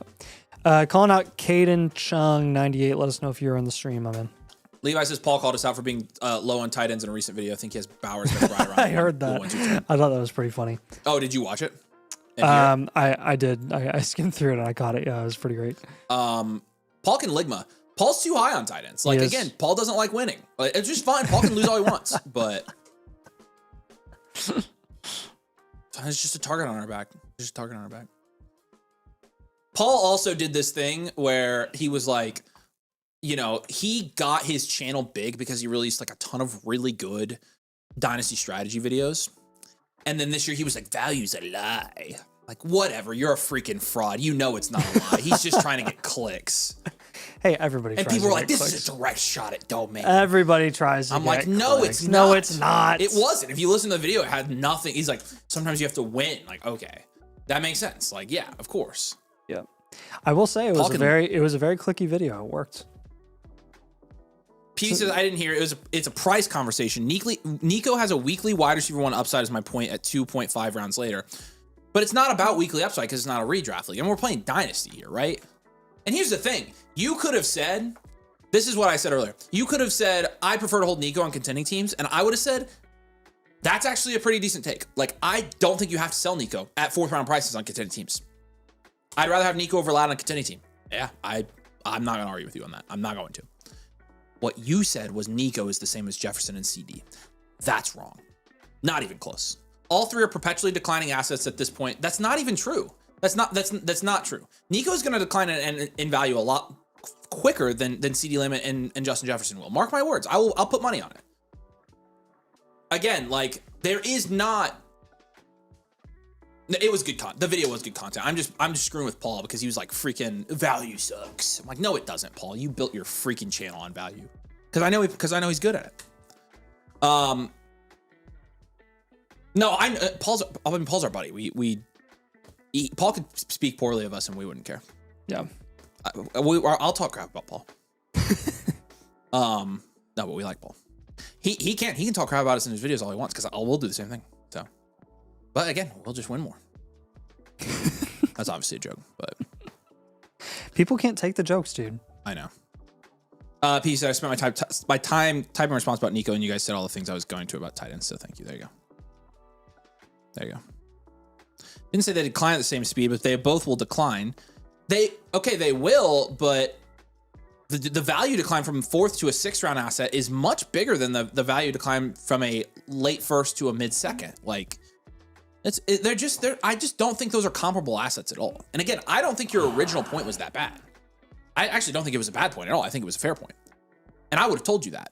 But I think it's CD Lamb and Justin Jefferson versus Nico is apples and oranges, which is why you look across the Dynasty community and every single Dynasty creator, fan, whatever, all have them ranked fairly far apart for that reason. Like, I mean, no serious person is ranking those guys anywhere close. It's because there's inherent differences in their value installation in Dynasty, in their upside in Dynasty, and in their 3-year outlook. So I just think that's not an actual like legitimate argument. You should have just said Nico's actually really good for a contending team. I'd rather have Nico than a lot of these guys from my contending team. I would have said, yeah, that's fair, because that's actually a good take. But I was not falling for the you have to hate CD and Jefferson. No, I don't. That's not true. Jefferson and CD will outlast Nico. They're going to outscore Nico. They're in better situations than Nico, especially CD. Like CD's you guys understand, CD's in a far better like production situation than Nico Collins is. It's not comparable. Yeah. I think somebody underneath that comment said that it was like a Super Bowl contending team. I'm like, that's not because of their offense. Their offense is not a Super Bowl level offense. They have a Super Bowl level defense that was taking their offense to places in the playoffs last year where their offense should have never been because the offense was not good. So, I rest my case. But again, I don't think it's a bad take to say I just prefer Nico on contending teams. Like, I think that's totally fair. But what you said, I'm like, okay. I don't agree with that at all. I don't agree. But whatever. Again, like you're not ranking Nico anywhere close to those guys. So I think that's, I don't know. I feel like that's I don't know what the word is for it. Strawman argument? Maybe.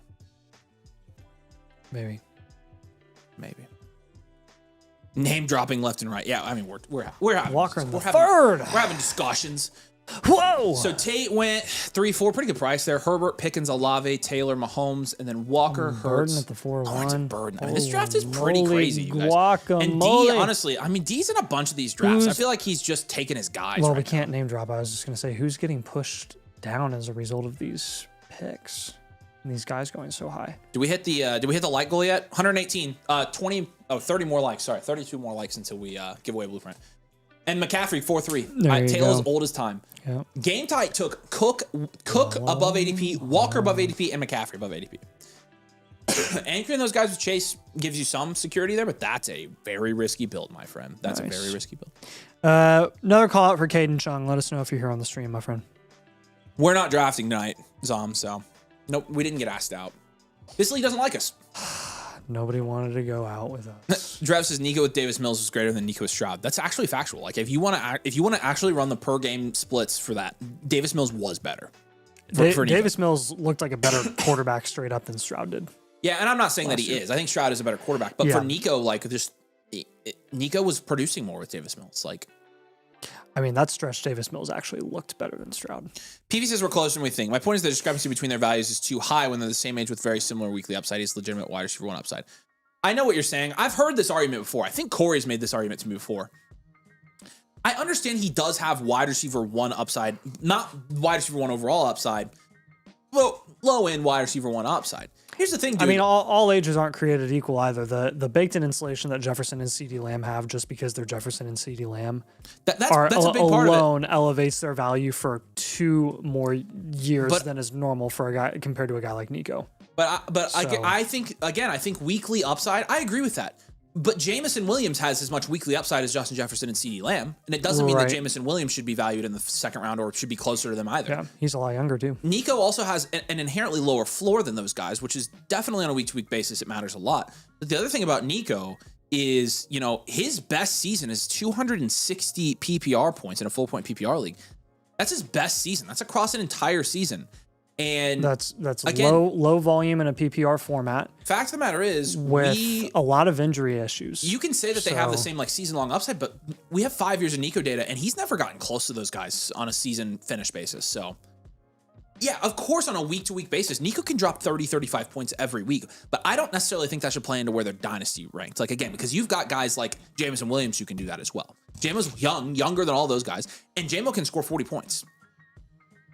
I mean, Jamo shouldn't be valued. There are plenty of boom-bust guys you can make the same argument for, but it doesn't necessarily mean I would value them closer because of that, if that makes sense. So, I mean, it was fine comment. I just again, I agreed with what you were trying to say, but I did not agree with what you actually said, if that makes sense. I agree with you with what you said, but I actually disagree with it because it was terrible. No, I mean, I was like, I don't actually think that's true. And I honestly get what you're trying to say, because again, I've heard people say it. I don't agree with it. I don't agree. But that's fine. Maybe we're wrong. And again, but value insulation is a huge thing as well. So that's a huge part of it. Tyson went there, Ladd went there, and then Bo Nix fell to the 4-6 nice pick, and then Lemon goes there. So we've got Lemon, Tyson, and Tate all off the board before the 4-7. I got Lemon at the 5-11 in a draft a couple weeks ago, which was nuts, but I did think I mean, again, part of it with Nico, dude, is like, I mean, let's just address the elephant in the room with Nico Collins. Part of the reason that he's not valued there, and part of the reason he's got a worse 3-year outlook, and part of the reason for all this is because he can't stay on the field. If Nico stayed on the field, I'd 100% agree with you. But we have 5 years of data saying that he doesn't do that. That's a big part of it. That's just honestly, I can't look around that. So, if he were playing full seasons, I think you could make a really good argument for Nico Collins to be ranked higher. Nico is already boom or bust, and you couple that with the fact that he's missing multiple games a year. I don't know. It's good food for thought, though. It's good. Tyler Warren went 4-8 there. Again, this is a half point. You got Chase Brown, 4-9. We're loading up. Looking up. Yeah, I agree. Nico is closer to Justin Jefferson and CD than Jamo is. I agree with that, but that's not my point. My point was, just because Nico has weekly upside doesn't mean that he should be ranked any higher or closer to the guys with similar weekly upside in Dynasty. Weekly upside alone doesn't necessarily contribute to Dynasty value, and it shouldn't. That's my entire Nico is so much closer to JJ and CD than he is Jamo, guys. Come on. Are you sure?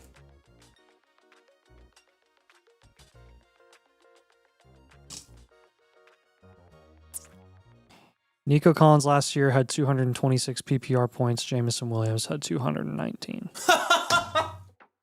In 2 more games, mind you. Or in 2 less games for Nico, mind you.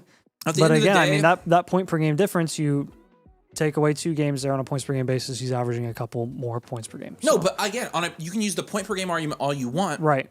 And but again, I'm trying to give him the benefit. We're trying to look at you said season long. Last year in the season, Jamo and Nico scored the same amount of points because Jamo played more.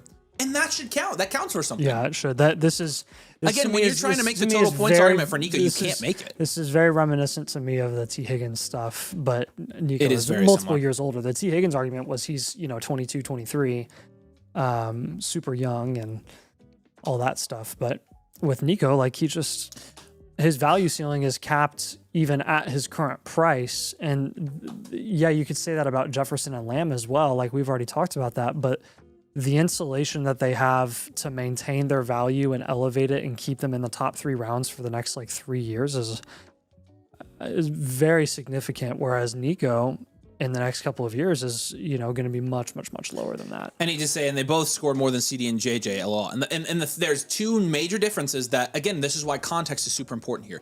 Number one, that's the exception for those guys and not the rule. From what we've seen, again, if we're looking at past success as evidence of a player's weekly or season-long ceiling, CD and JJ normally are much higher than they were last season, and they both, for reasons of their own, had a down year last year. Nico consistently produces at a level that is far below the ceiling that has been consistently demonstrated by CD and JJ. Right. Like, again, we're using five years of data for all these guys. Yeah, we're starting to get to a point where we're arguing that the value gap should be way lower just because the production of this guy's like. Then we should make the same argument about Malik Neighbors and Nico Collins too, and like all these other guys that are up here that didn't produce at all, Omarion Hampton and Chase Brown. You know, like that's why it's Dynasty. Yeah. You know. And yeah, I would bet that Jefferson and CeeDee Lamb outscored Nico this year. Nico's still on the board round 5. The hate has gone too far. Yeah, they have technically been name dropping. That's true. It looks good. Okay. Casey says new argument. All right, what else are we arguing about? All right, PP, we rest our case. Nico's the only one of those three who has scored more points per game across the season. Again, like you can make the points per game argument all you want. Nico doesn't stay healthy, and those guys do, and they typically put together full seasons that are better by a pretty significant amount than Nico Collins because of their ability to stay on the field and stay healthy, and that counts for something. Don't because say Lamb stays healthy. Because his ankle. When you're playing fantasy football, you've got to have players that you can actually start. It's the whole point. Again, what this boils down to is Nico doesn't stay healthy, and we want to treat Nico on this points per game basis. That's like, okay, we can cherry pick when he's healthy and when he's not, and say he's this when he's healthy. If Nico is playing 16, 17 game seasons, you can rank him in the second round. I have no problem with it, but he's not. He's not, and we can't act like he is. All right, let's argue about something else. Bryce Young MVP season incoming. Sorry, Dalton, we're not arguing that with you. We don't agree with that one. No.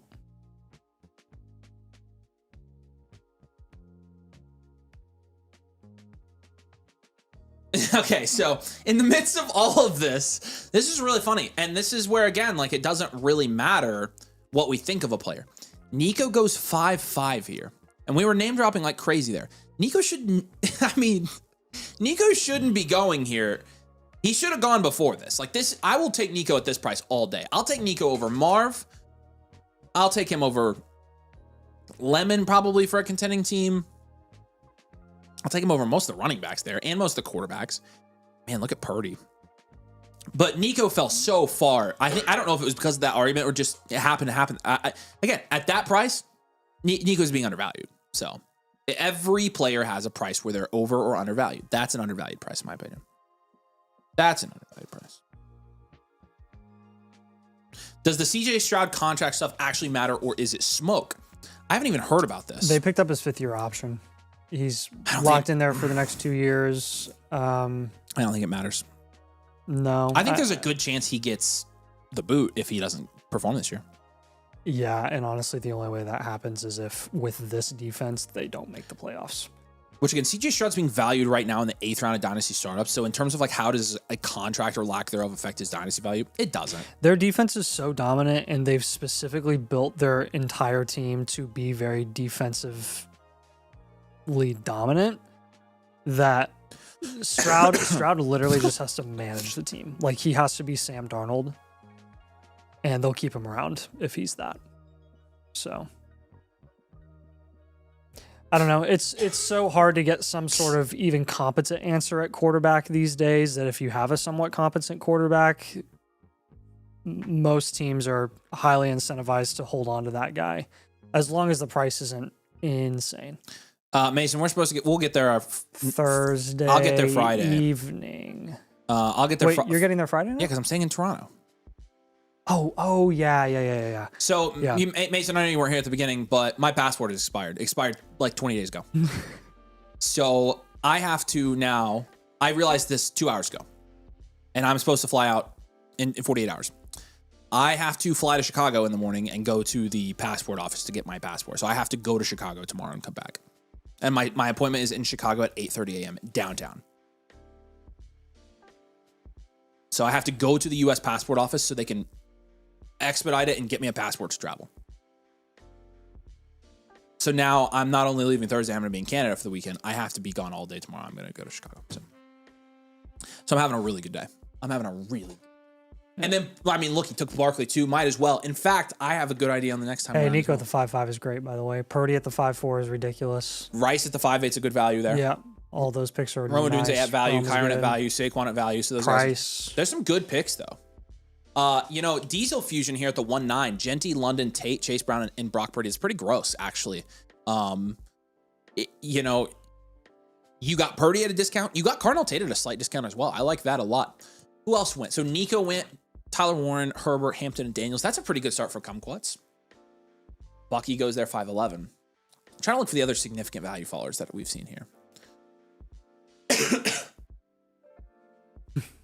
I'm not. The thing is, like, unless I go to Chicago and get screwed tomorrow. and he's right. Like, I mean, he's trying to save the plane tickets. I'm trying to more save the than plane tickets and anything. my hotels. I mean, Yeah, it was expensive. Like, so my compromise is this: like, I just need to work tomorrow, and I can work whenever or wherever. So, no, Nathan's going to the Cubs game tomorrow, actually. So Nathan is going to be in Chicago. I just have to be in Chicago at like 6 a.m. So I'm flying. I'm taking a 6 a.m. flight out of Indy. Chris, you going to the Cubbies game tomorrow by chance?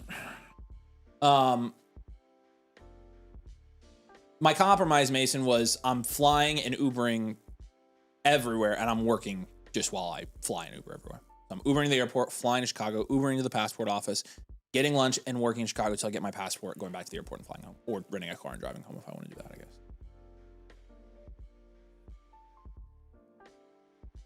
Let's see. I have tickets for the Cubs game on Thursday. Nice, nice. I was maybe gonna go, and I guess that yeah. So who's going? Who got your last ticket? Oh, you're gonna get a kick out of this. Hope's going because she wants to go. Of course. I was like, I she looked just at, wants to get a Cubs hat. I looked at her and I said, "What? You want to go to a Cubs game with me, with your two brothers, and Max?" And she said, "Yeah." I was like, "Okay, cool. I mean, sure." Look, he went wide receiver there. He took Devontae Smith. His Flowers obviously went 6'1", BTJ 6'2". So we're cruising. We hit 150 yet? Nope, we had 15 more.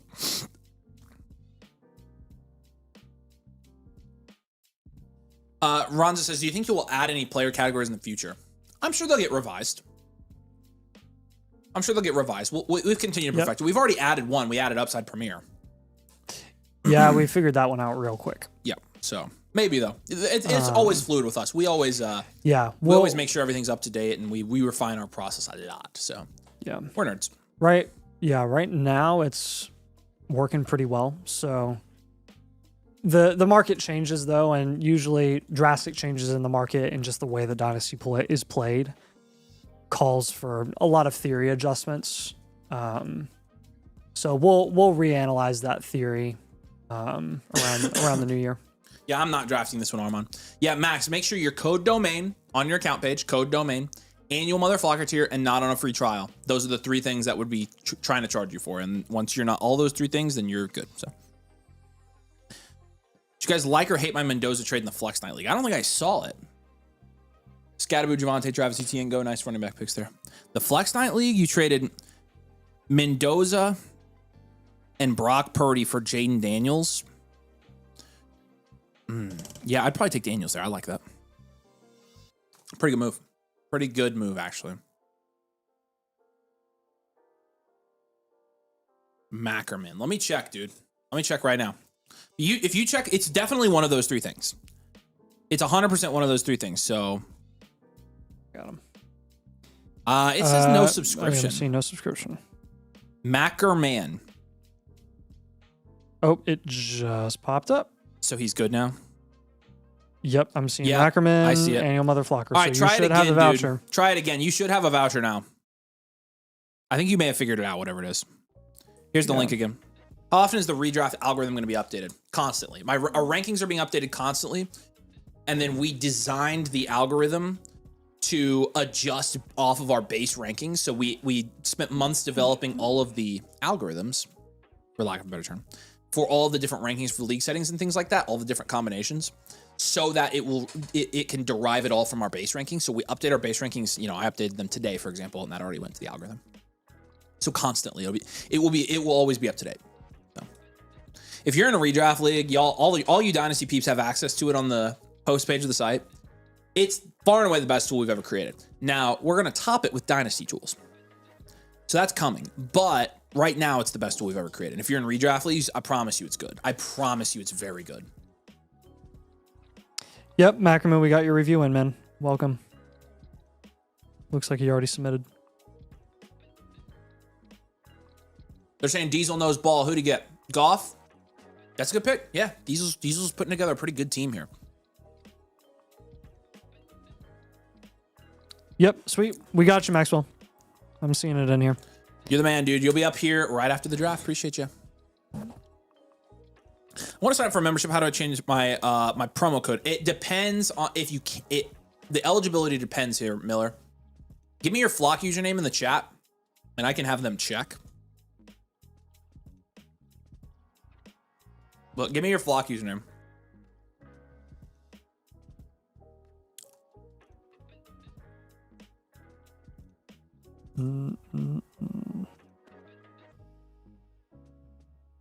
Yeah, Diesel's loving it. He's getting glazed right now. Love went 6'7", Ward went 6'11". Then you have JMO there, who should be valued next to CD and Jefferson, right, Peefy? Pitts 6'12". Holy smokes. The JMO talked, yeah, it bumped him up a little bit. He typically still goes route right there, but yeah. 704 is his normal ADP, so 706 actually in Domain League. So you're right, it did bump him about half a round. Ow, I stubbed my toe. Ow, ow. You are kidding me. Miller. See, okay. That's your username. There's a space in there too. Let me see if Joe's around. Or I guess Sammy. Joe is around.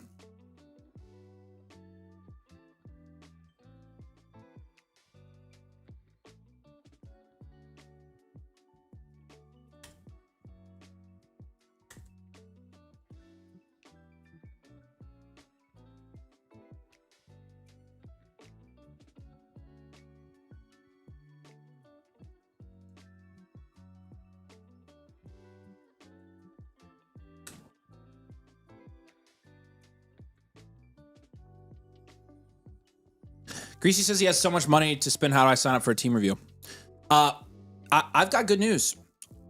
We will take your money in return for blueprint services. That is something that we do here. No, here's for real. Here's the link, Greasy. You're a member, right? If you're a member, there's the a la carte. If you're not a member, do the membership and get the free one. Trust me, it's cheaper and it's better. You get all the stuff. Miller, you're good. I'm having my boy Joe check on it for me.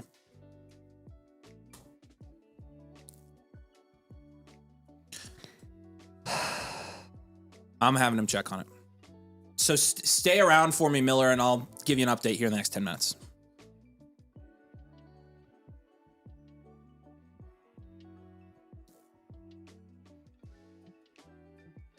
All right, you're good, Miller. They got it changed for you. Joe's the GOAT. Shout out, Joe.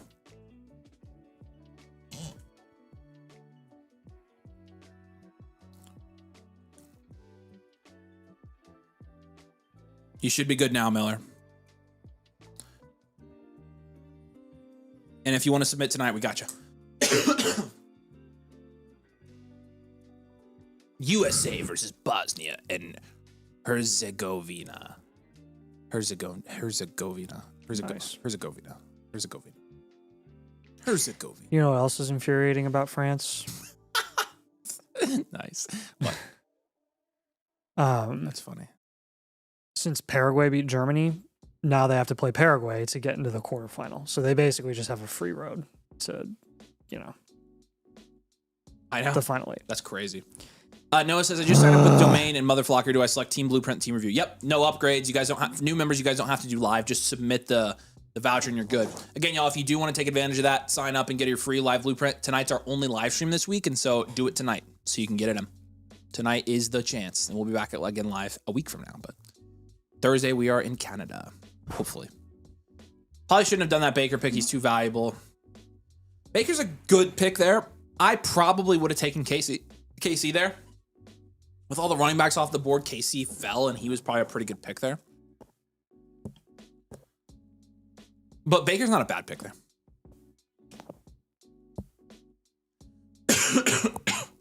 Yeah, we appreciate you, Noah. Any plans for another 27 video or tight end video? 27 videos will start coming fairly normally here soon. Not too normal yet. Probably 2 more before the start of the season. I thought about doing one this week. We didn't end up recording it. What kind of 27 content do you guys want to see right now, I guess? Like, do you want to see early rankings? Do you want to see, like, trade your 27 picks for these players type deal? Like, any chat, do you have any preferences on, like, that stuff? Clutch says, I'm tempted to get a blueprint, but also tempted to just save him for the season. You could. Oh, you're pretty set either way. This is a super flex league. That's correct, White Guy McGee. So, I signed up for the Mother Flocker, but when I go to team review, it says 57. What's your flock username, buddy? Make sure it's code domain. Make sure it says code domain in the on your account page. Are you trying to upgrade to the Blueprint Premium? Make sure you're an annual, not a monthly. Those are the 2 things it should be for you. Make sure you're annual, not monthly. Make sure it says code domain on your account page. But we'll get it sorted out for you, Ball Arthur, and we can get you in here tonight. Ones to watch, your My Guys. Okay, early My Guys. Value, 27 picks. We kind of did that one. I can drop a link to that. We did do that video recently, though. In May. Yep, Whale Clap, you're a monthly. You just signed up for the monthly motherfucker. Oh, yeah, yeah. So if you do the upgrade, it only charges you the difference. Yep. So it will subtract the whatever you paid for the monthly, and it will give you that free voucher. So. Yep. Early 27 in rankings, and it'll look ahead. Okay. You know, it's interesting. The 27 class is not as much of a sure thing as people think it is. I think it's going to be good, but... What, 27? Yeah. Yeah. There's going to be a number of surprises that go back to school. So, is Nathan going to the Portugal-Croatia match on Thursday since he's going to Canada a day before you? Is there a freaking match in Toronto that night? Oh my gosh. You are kidding me. If it is, I'm freaking going. I think we'll go. Yeah. It's Thursday at 7. What time do we land?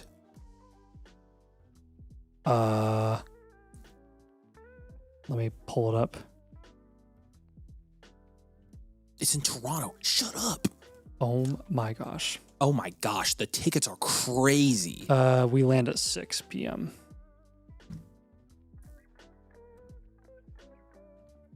It would be close, but we could do it.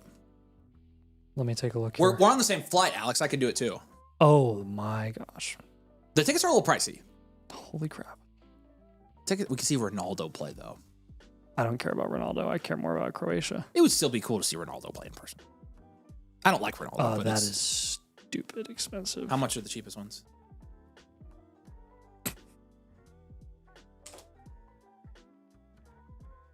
$1,800 a piece. That's what I saw too. Yeah, that's nuts.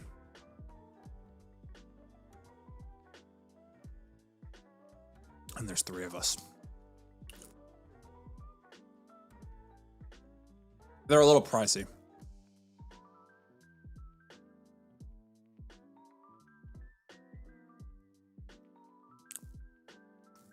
They're a little pricey.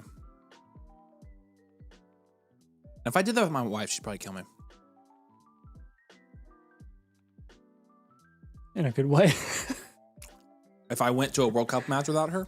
Oh, without her. Oh, I thought you meant like if you took her. No. Okay. Yeah, that's... Yeah, Blackmine said he paid his $1,400 a few days ago. Toronto's one of the more expensive tickets in the worst stadium. Of course it is. Canada. Mm-hmm. Everything's expensive and sucky. $1,800 is cheap for a real match at World Cup. Yeah, it's a knockout match, and that's going to be the game of the week. So,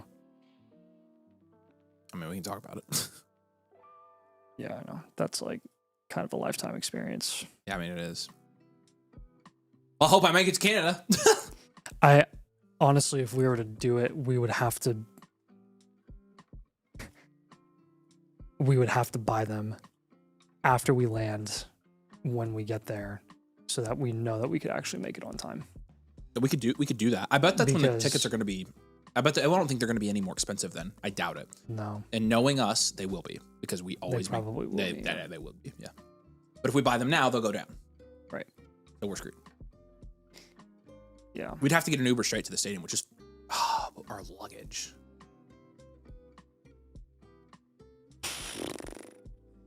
That would be a doozy.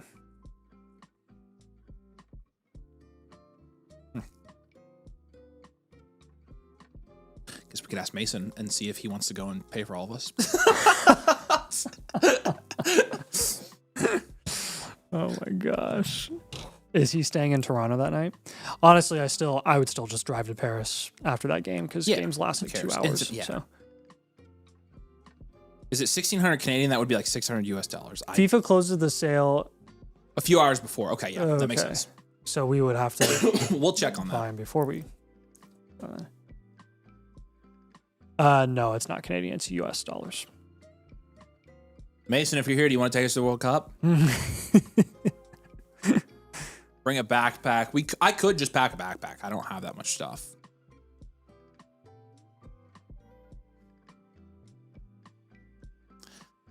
Oh my god. Dude, is there somebody here that lives in Toronto that wants to pick us up to the airport? No, wait, never mind. And take care of our luggage? Yeah, and take our luggage for us. I mean, that would be, we'd pay you to do it. Yeah. We would pay you pretty good to pick us up, hold our luggage, and take us to the game. Do we have any Torontoites here? Both of those fan groups are incredible too. Alex says you paid $1,200 for US Paraguay. That's honestly really cool though, because you got to see the US play in the US. Like, so which that, you're that, never. that I mean, price, you're probably never going to see it's a $600 difference per ticket. Guav said no. Dang it. Oh man. Only thing is the stadium may have clear bag only. I would bet they do. Oh yeah, I'm sure. There's no way they'd let us bring our luggage in. We could hide it in a bush in Toronto. What we would do is we would just stop by a hotel right around the stadium and just pay them to hold our luggage. And then we would come back and get it. We should call a hotel and see if they do it. Yeah. I mean, I'm sure they do. I mean, places do. Oh, hotels do all the time. As a Toronto native, there is a very fast train from the airport to the main station, and there's a luggage holding place next to the exit. Oh, we could just rent a car. That's okay, true. That's good to know. Then we'd have to park, though, and that takes more time. We're landing at 6, the game's at 7. We would, yeah. This is good, though. We're figuring this out. Like, this is possible. It's just, do we want to drop $6,000? Yep.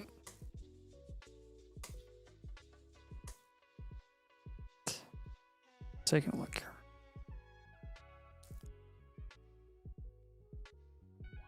Oh, good. The Yankees are down 6-1. Sorry, I hate the Yankees. Hide it in bush. Yeah, we could ask a hotel to hold it. Let me see how quick. Toronto natives, how quick can we get from the airport to the stadium? What's the stadium called, Nate? Give me the name. I got it here. BMO Field. That's BMO Field. Yeah, BMO. It is a 21-minute drive. Oh my god! But the traffic, it's literally right. Oh, it's right. It's actually close to my hotel downtown. Well, that's good.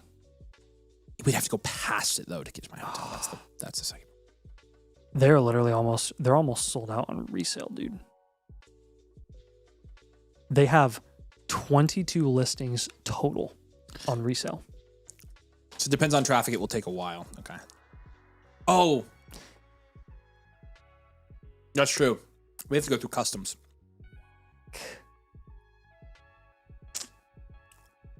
Okay. They're saying it would take an hour drive. Let's do this then. Let's look. See if we can get there earlier. On the 4th of July. Any games on the 4th of July in Canada? Negative. There's one in Houston and one in Philly. Paraguay and France and Philly. I ain't paying to go to that game. Strategically forget your luggage at the airport. They'll just deliver it to the hotel the next day. Yeah, they say customs is awful. Oh, I'm really looking forward to this. Yeah, we'd have to. I think at this point we'd have to be on an earlier flight to go. And there's only one flight from Indy to Toronto on Thursday, and we're on it. So might be right, my friend. We did not time that well. Trust me, I already looked at all the options. All the other options are indirect flights, which is not. I mean, that's not a non-option. depending on when it leaves. I mean, Yeah, true. We would have to transfer our flights though. 16 and a half hours. And I don't think they'll let us, and I don't think you want to deal with a 4-hour Yeah, so layover. I mean, we can get there at 2:30 in the afternoon with a 45-minute Chicago layover.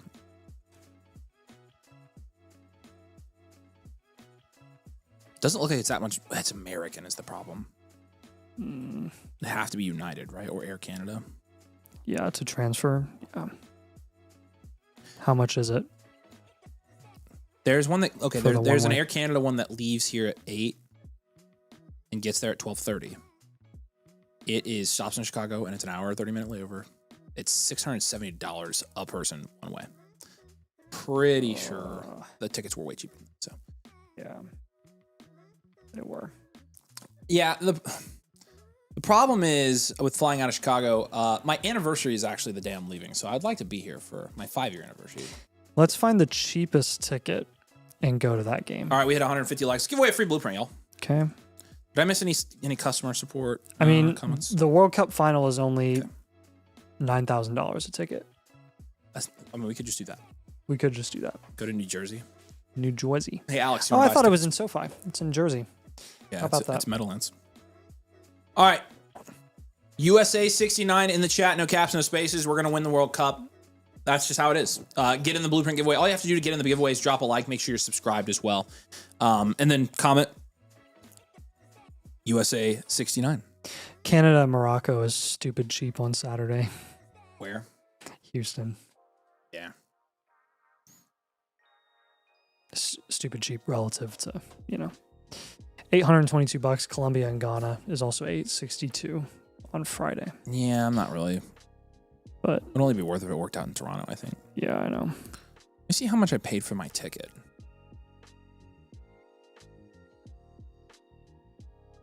Yeah, I paid. It was like $310 for a one way. So we'd be $300 more each. Yeah, Yeah. That's probably what I paid too, actually. yeah. Indianapolis, Toronto. Yeah, I paid 348. Oh yeah, So, 310 was my base with after tax. One way from Indy to Toronto. No, not Toronto. Toronto. On what day? Tell me the day. USA 69, no caps, no spaces. Are there any cheaper flights for Buffalo? Toronto's only a 2-hour drive. We could look. Yeah, Omar Cooper 9-2 is a crazy good pick. He went after Parker freaking Washington. That's a great pick, dude.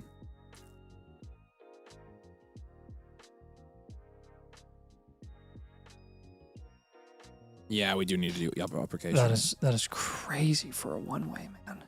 Yeah, well, that's what happens when you book 2 days in advance. Just don't go to Chicago and rent a car and drive. We could do, yeah. I mean, we could get more. Then we're out our flight tickets. We're out our plane tickets. $1,000. Yeah. Get an early flight to South Bend. I'll drive you to Toronto. Now that I would do. Toronto's how far from you? It's 5 hours from you. 5.5 hours, 6 hours. I just went by South Bend. I drove through there this weekend. I thought of you. I just drove through South Bend last week too. Yeah, because you went to Michigan. Yeah. I also thought of you, David. Travis Hunter went 8-7. Addison went 8. Adams went 8. Nothing else crazy. Nothing. The picks have settled down a little bit. Not gonna lie, even though it's probably not gonna work out, that was a pretty clutch call by you. Because I was racking my brain trying to think of some sick sporting event that would be there, and I was stuck on the Blue Jays. And they're literally there the night before we get I there. mean, it wasn't me. It was Alex. I had no idea. Yeah, man. But I'll take credit. Okay, yeah, Alex, you're the man. Oh no, I'm the man. Good call. It was my call. Carson said, "Go Irish." Yeah. Yeah. At least you get to make the playoff by default this year.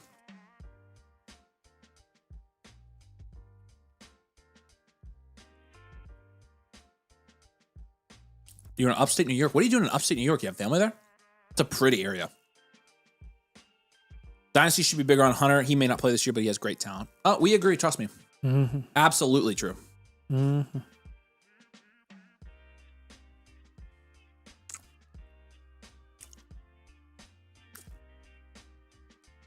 Not doing an event in Toronto. I am in Toronto. I'm in Toronto on Thursday night with no plans. If somebody wants to go somewhere with Torontoites out there, my plan is to go to a restaurant by myself. I mean, we'll probably go Or with with Nathan you. and Ari. Yeah.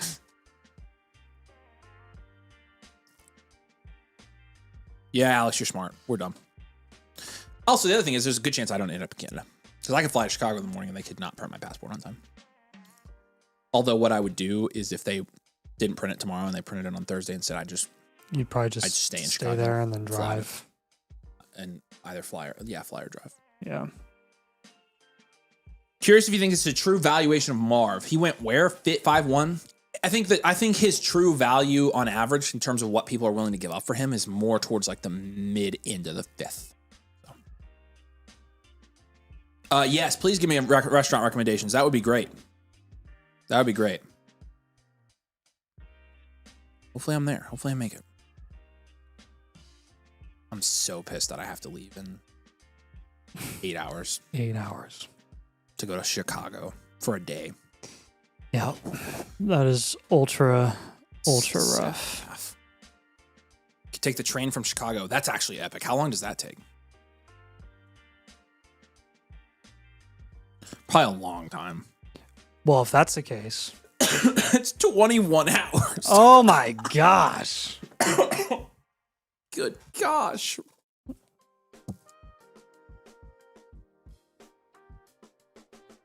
There's no direct route either. Toronto. Richmond Station. I will write these down because I'm going to want to remember. Yeah, I do like bougie place. Like, what kind of bougie? Actually, it doesn't matter. I just like food. I don't know Yeah, why. are there any good steakhouses in Toronto? Yeah, I was going to say, I'm a steak guy, but if steak's not the thing there, then that's fine. Steak's the thing in Indy, and there are some good steakhouses here. We got steak in New York with Tom, and it was good, but like, it wasn't anything special. I'm not going to lie. It wasn't any better than any steakhouse right here in Indy. No, but that's actually not. Like, that's actually a pretty high bar when you think about it. Indy has really good steakhouses. Like, Indy is one of the better cities to Well, get I know steak. that was a compliment to Indy Yeah. because everybody always talks about. And it wasn't bad. The restaurant we went to was good. was And I good. liked it. I loved the atmosphere. But like, The atmosphere was a little dark for me. I like dark restaurants, dude. I love dark. They're restaurants. nice. I would They're eat nice in and the dark. moody, but theirs was like red dark. Yeah, I like Which that. I- Especially in New York City. Like, that gives you like jazz club vibes. I love that. I like warm lighting that isn't just freaking red. No, I liked it. Yeah, I'm taking my Bentley. That was such bullcrap. When have I ever said anything about that? I know. When has Avery ever said anything about his Bentley that he has, in his garage? Well, no, when have I ever said anything about like, oh, like I'm super loaded? I've never ever said anything in like his that. 10-car garage. Yeah. With I live in Indiana. You need to be saying Bentley's plural. I was gonna say that is a funny thing too. I think people just like Now people are asking about it's Indiana. Housing is very affordable here. people are asking about Elmo's. Elmo's is good and it's a good environment and it's cool. So it's a good experience. It's not the best steak in Indy, in my opinion. And people would tell you that it is, and I don't think it is. I think Capitol Grill. St. Elmo's. I think Capitol Grill has a better steak. I cannot say with certainty because I haven't been to every steakhouse downtown, but I liked Capitol Grill more than Elmo's. I agree with you. I like Tony's too. I've heard really good things about Tony's as well. I like Prime I have 47. not been to Kilroy's. Kilroy's is a bar. I've I don't been think they don't have steak there. I thought they did. No, that's a bar. Oh, I've been to It's a sports bar. I've been to Prime 47 and theirs was really good too. Yeah, Prime 47 is good. Elmo's solid, nothing super special. I prefer Elmo's as a drink and shrimp. That's exactly why I like Elmo's. That's exactly why I like St. Elmo's, is because I love the shrimp cocktail and the Elmo Cola. That is why I like it. When we had it at the airport that night, we almost missed the national championship game and I was about to have a panic attack. That hit different. Oh, It was delicious. well. That I night felt real good after the 6 Elmo's Colas I had. that night was actually pretty awesome too because that was the night that the Bears and the Rams were playing in the divisional round. And was nuts. everybody was all IU fans, and we were all just like glued to the TVs because this, game at the end with you know, super close. And then Yeah, if you've already been to a Capitol Grill, then do like Tony's downtown Indy's good. There's technically multiple Tony's locations, but it's really good. Prime 47's good. That's where all the Pacers players goes because it's by Gamebridge. That's a good one. which one? Prime. Prime, yeah. I haven't been to Prime in a long time though. It's been a while. Best restaurants in downtown Indy. Have you ever been to the calzone place? Right. Nathan loves calzone place. Yeah, I like Tony's downtown on Washington. I like Capitol Grill. I like the Eagle downtown. That's like not a steakhouse. I think the Eagle's really overrated. Zip your lip, dude. I think it's really overrated. Eagle's real good. A lot of people like the Eagle. I think it's on super Mass Ave. overrated. I'm trying to think what other. We've got a lot of good restaurants downtown. There's a lot of good stuff in Fountain Square, which is kind of like on the south side of downtown. Elmo's Cola is basically just it's Coke and whiskey essentially. If you just look up like Mass Ave, there's a lot of really unique restaurants in Mass Ave. Yeah, there's like what's the Brazilian place called? Not Fogo de Chao. Oh man, you know what I'm talking about? Brazilian place. Yes, dude. Really? Yes. It's like a South American place. What? Yeah. Is it like an all-you-can-eat? Livery. Oh yes, that's one of my favorite places. I love Livery. Yeah. That's a good restaurant. Yeah, so Livery is really good. What's that fine dining place right by Parlor? Oh. Where's that even at? So a typical college drink. No, it's sophisticated. Sophisticated. Yeah, Livery slaps. Livery is one of the better places on Mass Ave. This Elmo's place sounds terrible. It's really cool. It's actually really cool. And it does have good food. There's this other place. It's very popular. So Steak and Shake. No. Oh. If you look up the Garage. Yeah, you can go to the Garage. They got good food. You can go to the Garage and they just have a lot of really good cool atmosphere too. Like street food style stuff. That's like really good. And yeah, the environment's nice. They have like a food theater. And they have a really bougie hotel too. Thank you, Con. That's helpful. I have not tried Nathan has a good Italian place he likes, Mama Carolla's. Yeah, which you and Savannah needs to go to with us. Let's go. So let's do it. Yeah. Calling out Mr. Jumpstart. Let us know if you're on the stream, my friend. Mr. Jumpstart. We've been really sidetracked during this draft. I'm not sorry. Nobody asked us to draft. Yeah, it's one of those days. We just got to talk about It's one of those days. I got a lot on my mind right now, so. Yep. But you again, everybody's hanging around. We appreciate you guys. It's also the week of moratorium. Scott, how much time left on the blueprint giveaway? This is moratorium. You're fired. Are you serious? You didn't start the timer? Okay. Scott, come on, man. Scott says 2 minutes. You gonna throw up? Scott, grab the mic. Please don't throw up.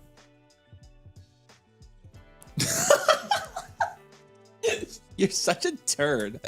Yeah, do the by timer Mr. first. Jumpstart, did you mean Bald Arthur? Are you Mr. Jumpstart? Bald Arthur, did you get yours in? I thought you said your username was a different one. I looked up a different username for you earlier. Because you said that yours, Bald Arthur, was a monthly, right? Pause for effect. Yeah, and I looked it up and it was a monthly. Yeah, so have you submitted yours yet? Any direction on how to get into a Dynasty League? Yeah, are you a member A-Prius or A-Pri US? If you are, just go to the Discord and then Domain Leagues and you can join a league there. We've got Domain Leagues there every week. Well, there's Falky. There's one of our German friends. What's up? Congrats on beating Paraguay in the group stage. Thank you. Appreciate it. Sorry about your loss last night. I was jumping up and down. Wait, which one? Germany. Oh, rooting against Germany. Nice. Steely, we can review them all. So, 1 minute. Okay, Scott, grab the mic. Okay, you are Bald Arthur. Okay, all right, cool. Scott, what happened with the timer? What happened there? You asked me how long, and there was 2 minutes left. No, but it wasn't going. I saw it wasn't going. You can't fool me. I just got to know what happened. I don't know. All right. Are you excited to have a day off on Thursday? I guess. I mean, I like making money, but it's fine to have a day off too. So what are you gonna do instead? Because you're never home on Thursdays. What do you mean? Like Because I'm here? No, yeah, you're usually here. So what are you going to do on Thursday now that you don't have to work? I don't know. That's not a good enough answer. Give me something. I'll find something to do. There you go. Yeah, there you have it. That's what he's doing. Wow. He's going to find something to do. That was super lame. Again, I'm like not gonna lie. but that's, again, Dynasty Scott coming soon. Yeah, Germany absolutely got robbed, Levi. That was one of the worst VAR overturns I've probably ever seen. Nice ball, Arthur. Good deal.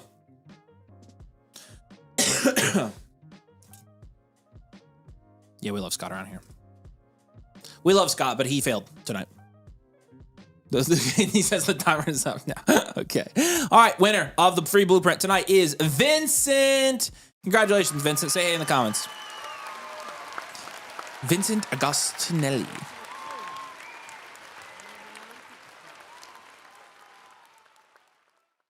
Bro should watch Lord of the Rings. That's a great suggestion, actually, Kyle. Scott, are you going to watch Lord of the Rings? What if we paid you to watch it?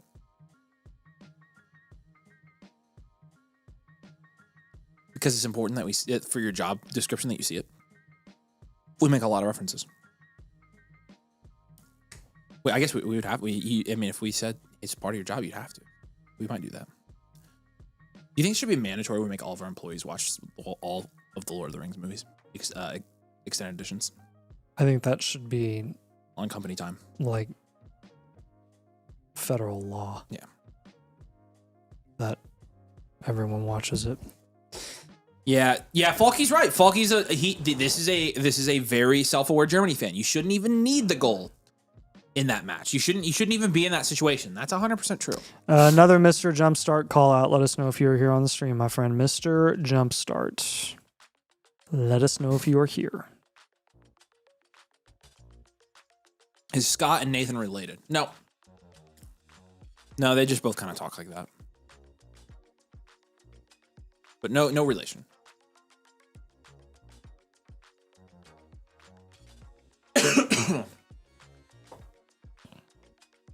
All right, let's boogie. Guys who are drafting, we appreciate you drafting with us tonight. Time to pick our favorite teams.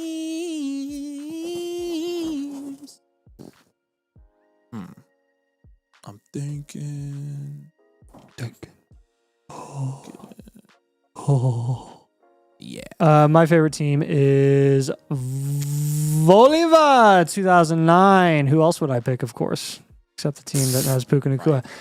You got Mahomes in the late third. Good. You got Rome in the late fifth. Nice. Tyson in the mid fourth. I really like. Scadaboo in the sixth. Kraft in the late seventh is a really solid pick as well.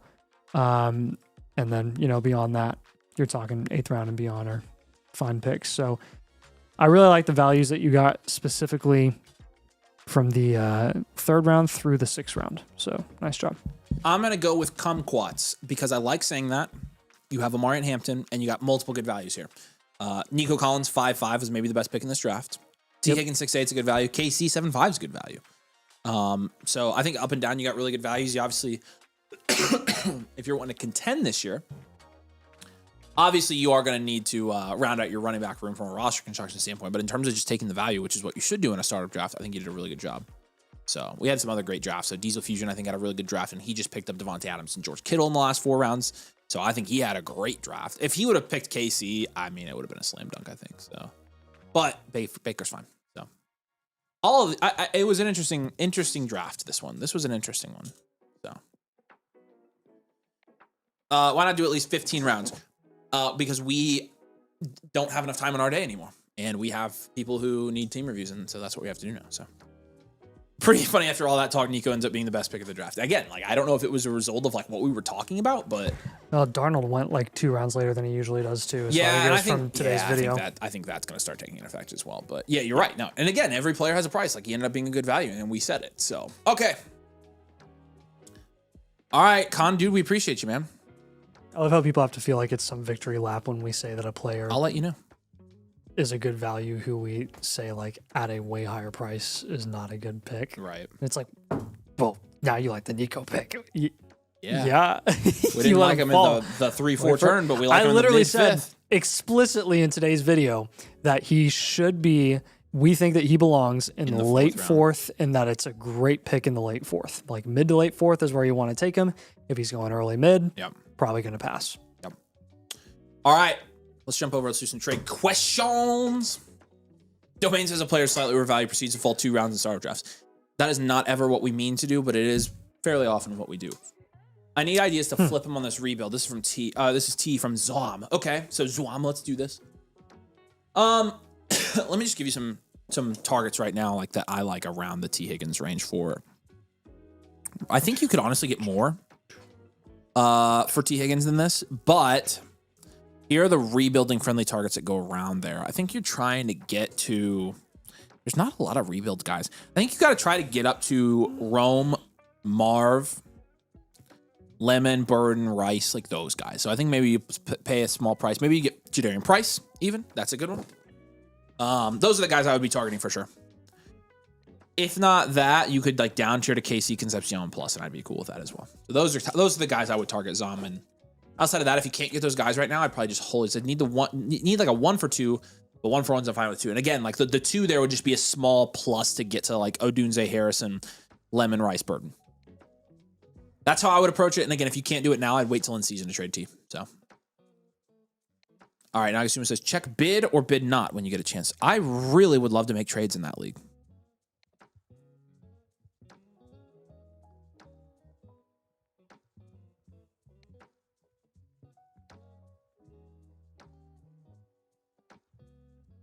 Nice. It's an outrageous 10 to 12 for 1 trade. But I read before it's a whole roster for 1 player. But then I read before I even saw it that it wasn't real. It was a troll job. So Bid or bid not. but that's a good one. There is no try. That's true. Send me a trade in that league, please. I'd love to start moving some guys in that league. All right, and if not, I'll just sit tight.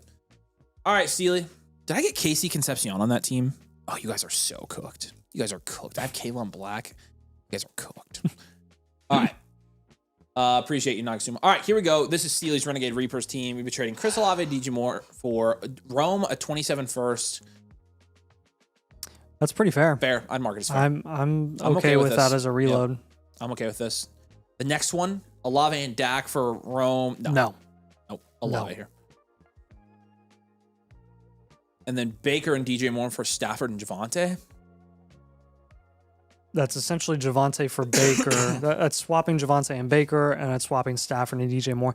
These are a bunch of cap ceiling assets for more cap ceiling assets. I think it depends more on like who's gonna have more value to move off. I think, in and the I middle actually of the think it would season, be Stafford and Javonte. Yeah. So I think I'd go ahead and do it just because you're going to be flipping. If you're going to have to flip 2 of these guys, I'd flip. I think Stafford and Javonte will have more flippability. I think their flippabilification would be higher at that point. So Yeah. all right, Fliplation. flippability. Nico for Tyson. That's a flippable flip. That's a flip. Yeah, that's also flippable. Yep. I would take Tyson, very especially if you're even. rebuilding. If you're contending, I think I'm probably holding Nico still. Yeah. But The same tier. yeah. So. All right. Dalton. Let's do this. Daltonimo. Unless you just don't want it again. Yeah, Vincent, give me your flock username and I'll give you a free blueprint. Okay. Dalton. Corey, if you're here, you're on deck, by the way. So there you go. Yeah, I thought that Vincent A. Ghost. Yeah, I thought that was your username. All right, Dalton. Here we go. How much does one need to spend for a I'll give you one. I already free told him infinite? I would. Yeah. Yeah, he's gotten a couple. Reigning league champ out of the startup last year, planning on defending the title and hopefully repeating. Probably looking at a reload in 2027. They've been trying to make moves in this league to get slightly younger, but no bites. Okay. Tried for Olave, but nothing. Thoughts on this team for the repeat? Yeah, Pickens My Nose is our team name here. Let's take a look here. Grade it out. All right. Ooh. Pickens, my nose. 12-team Superflex. Full point PPR. It's a half point tight and premium. Oh my gosh. You have a 12.9% production share, which is second in this league. That's crazy production share. Oh my gosh. Yeah. Your value share is 6.7%, which is 10th. Oh my gosh. Okay, so Hurts and Dak, will give it a 5.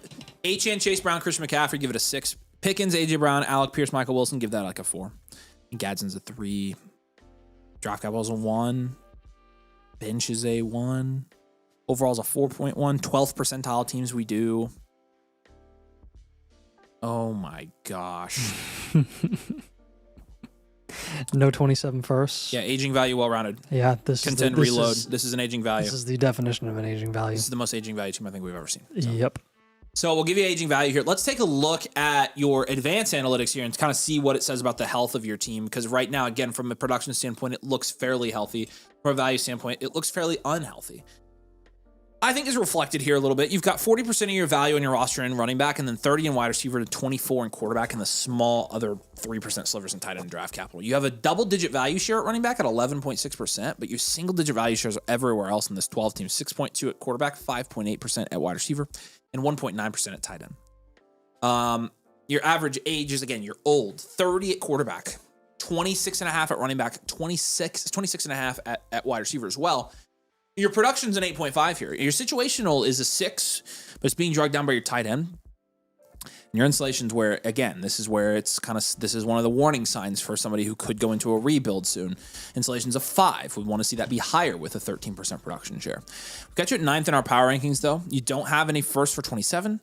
You do have some for 28. You have your first at least. Problem is, your highest category here is serviceable, and then mainstays. And those are generally the two types of guys we don't love rostering. You have one cornerstone, 2 foundationals. You have Achane, Hurts, and Pickens. Again, multiple mainstays and serviceables and some upside shots. Your short-term league winner. There are lots of guys here that I like for this team, but yeah, no, I know this is not a normal one for you, and honestly, it's one where we're going to try to win enough money to cover our buy-in while we reload next year and maybe the year after that. So, Yeah. and honestly, I don't think you're going to be cooked here. I think you're going to be able to contend this year and still be fine and get out on these guys where you need to next year. But let's let's do these. Yeah. Okay. So I mean, You have a lot of depth. You have a lot of cap production depth on your bench that you can probably package and get up to more like serviceable, productive vet guys. I'm looking at like Sutton, Myers, Dowdle, Rashad White, Charbonnet, Michael Wilson as well. I think would all be candidates for you to make some moves up here. What? The NBA will hold the NBA Cup championship game, which, by the way, not the coolest thing, the NBA Cup, but it's fine, at Butler's Hinkle Fieldhouse on December 11th next year. Isn't that cool? That is cool. Holy smokes, Nice. That's awesome. An NBA game in Hinkle? Yeah, that's I'll probably be going to sick. that one. That's pretty cool, dude. Yeah, that is. There's not a bad seat in there. Dang. Love That's that. really cool. Anyways, Okay. So this roster did win last year. Again, so we just got to try to right. win it again. So we are honestly already winning once is a very good thing. Like, you've already paid for years of your buy-in here. So. yeah. All right. Taking a look at some of those lower end up tiers and the down tier from Hurts, like Avery already mentioned. Brock Purdy plus Derrick Henry, or like DeAndre Swift would be nice. Let's say you go all the way down to Jordan Love, Bucky Irving on top. Let's say you go all the way down to Jared Goff, which I'd be totally okay with. The Goff team, same team as the Purdy team, actually. Let's see what guys he has on that roster. Saquon's on that team. And Waddle and Rice. So those would all be decent pluses to look at. Chase Brown, you're going to want a down tier to a running back plus. Like the Cam Scatterbo team has Javonte. Just down tier to another productive veteran running back and get a plus on top. The Jadarian Price team has Concepcion. The ETN team has Josh Jacobs and BTJ. I think that's worth looking into as well. I did notice Arondé Gadsden on this team.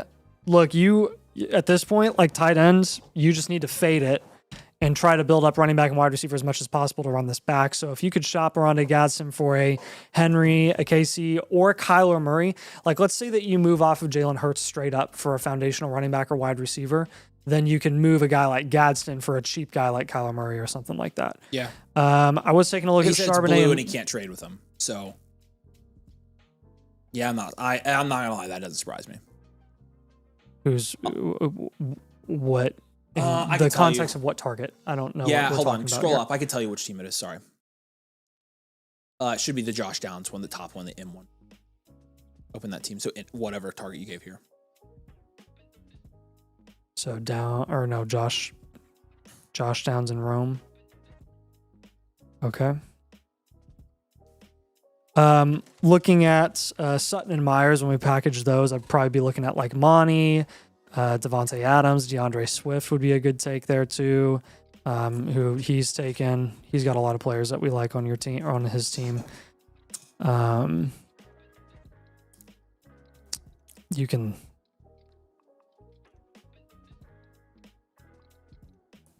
It's honestly unfortunate, Dalton. shoot for Stafford or something. The Charbonnet and Wilson team, try to get up to Jacobs, Addison, Etienne at the highest.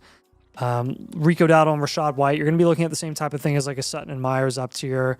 You'll be looking at like Michael Pittman, Chuba Hubbard. Again, I already mentioned Devontae Adams. Pearsall's not a bad training camp play. He's going to get some hype heading into training camp. His RP was pretty good. Yeah. By the way.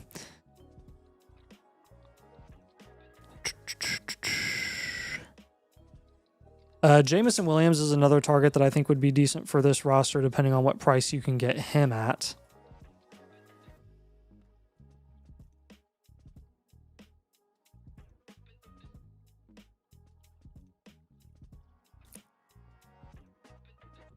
So the Field of Love team has been trying to buy Chase off of me, so you have that as well. Which I don't know. I mean, Cool. Yeah. Yeah, so maybe something there would work. Let me look at other quarterback options here that aren't Goff and Purdy. You could look at Shuck plus. The Shuck team has Tyson. Again, you could end up flipping Tyson if you did a move like that.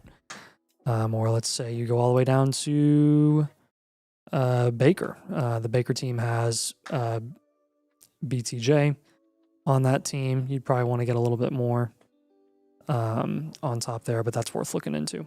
Honestly, if you want to get some long-term insulation there by doing that down tier and being a production lateral move, you could just try to get a 27 first on top.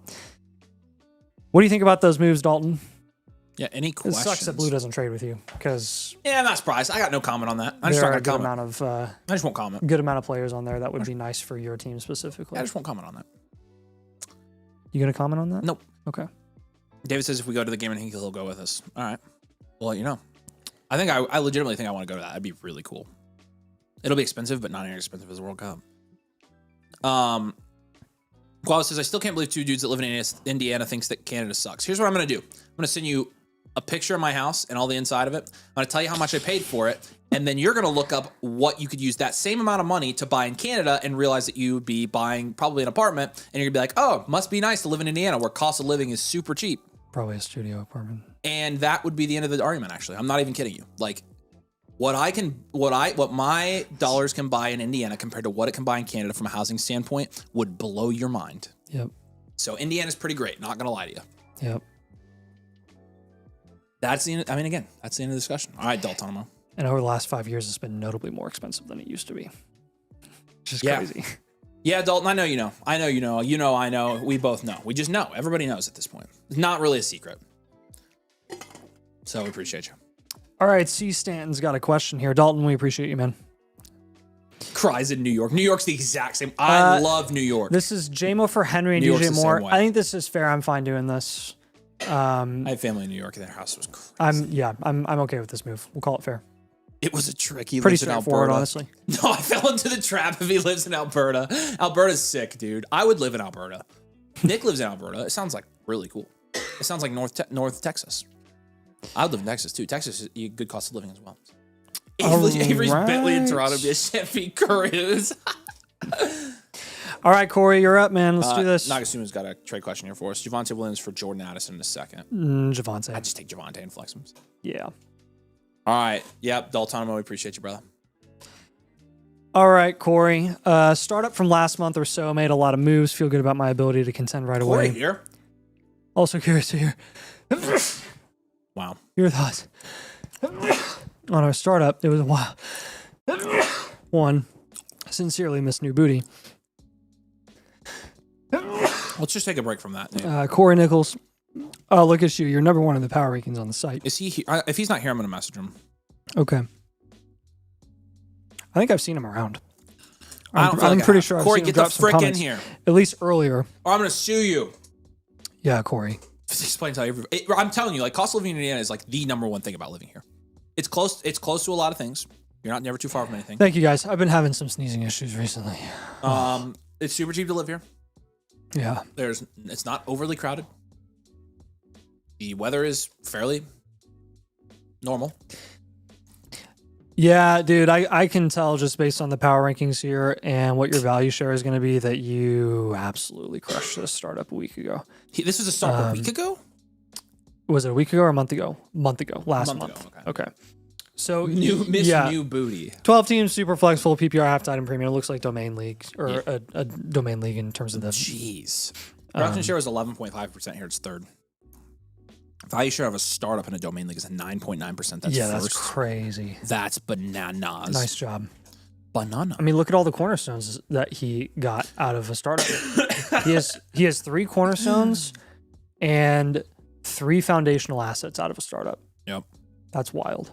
Normal people call those allergies, Nathan. There you go. Do you have allergies? Do you think you have allergies? If you're sneezing that much, you might. I have allergies. What do you mean? Like, do I have allergies? Like, do I have an issue with allergies consistent? I have really bad seasonal allergies, yeah. Oh, yeah. Okay, that's what I'm asking. Yeah, so you probably a pollen allergy. Yeah. Yeah. 100%. Me too. I sneeze daily. Like, all year long. That's highly unfortunate. You must just have a bad nose. I think I do. It's kind of messed up. You've seen my nose, right? Yeah. I got hit in the face by baseballs one too many times. So I think my nose I've been to a doctor for my nose, and they put a camera up there, and they were like, "Yeah, you need to like fix this." There's no way my nose is as bad as yours. I just never did. Because I don't have breathing issues. I don't think there's anybody with a nose bad. My nose is horrible. That's not a flex either. I mean, look at that. It's deformed. Like I snapped that sucker. Yeah. Bad stuff. Okay. All right, so, Corey. Obviously. Oh, and then I need to finish this. Trevor Lawrence and Dak Prescott. Here's a 5 for you.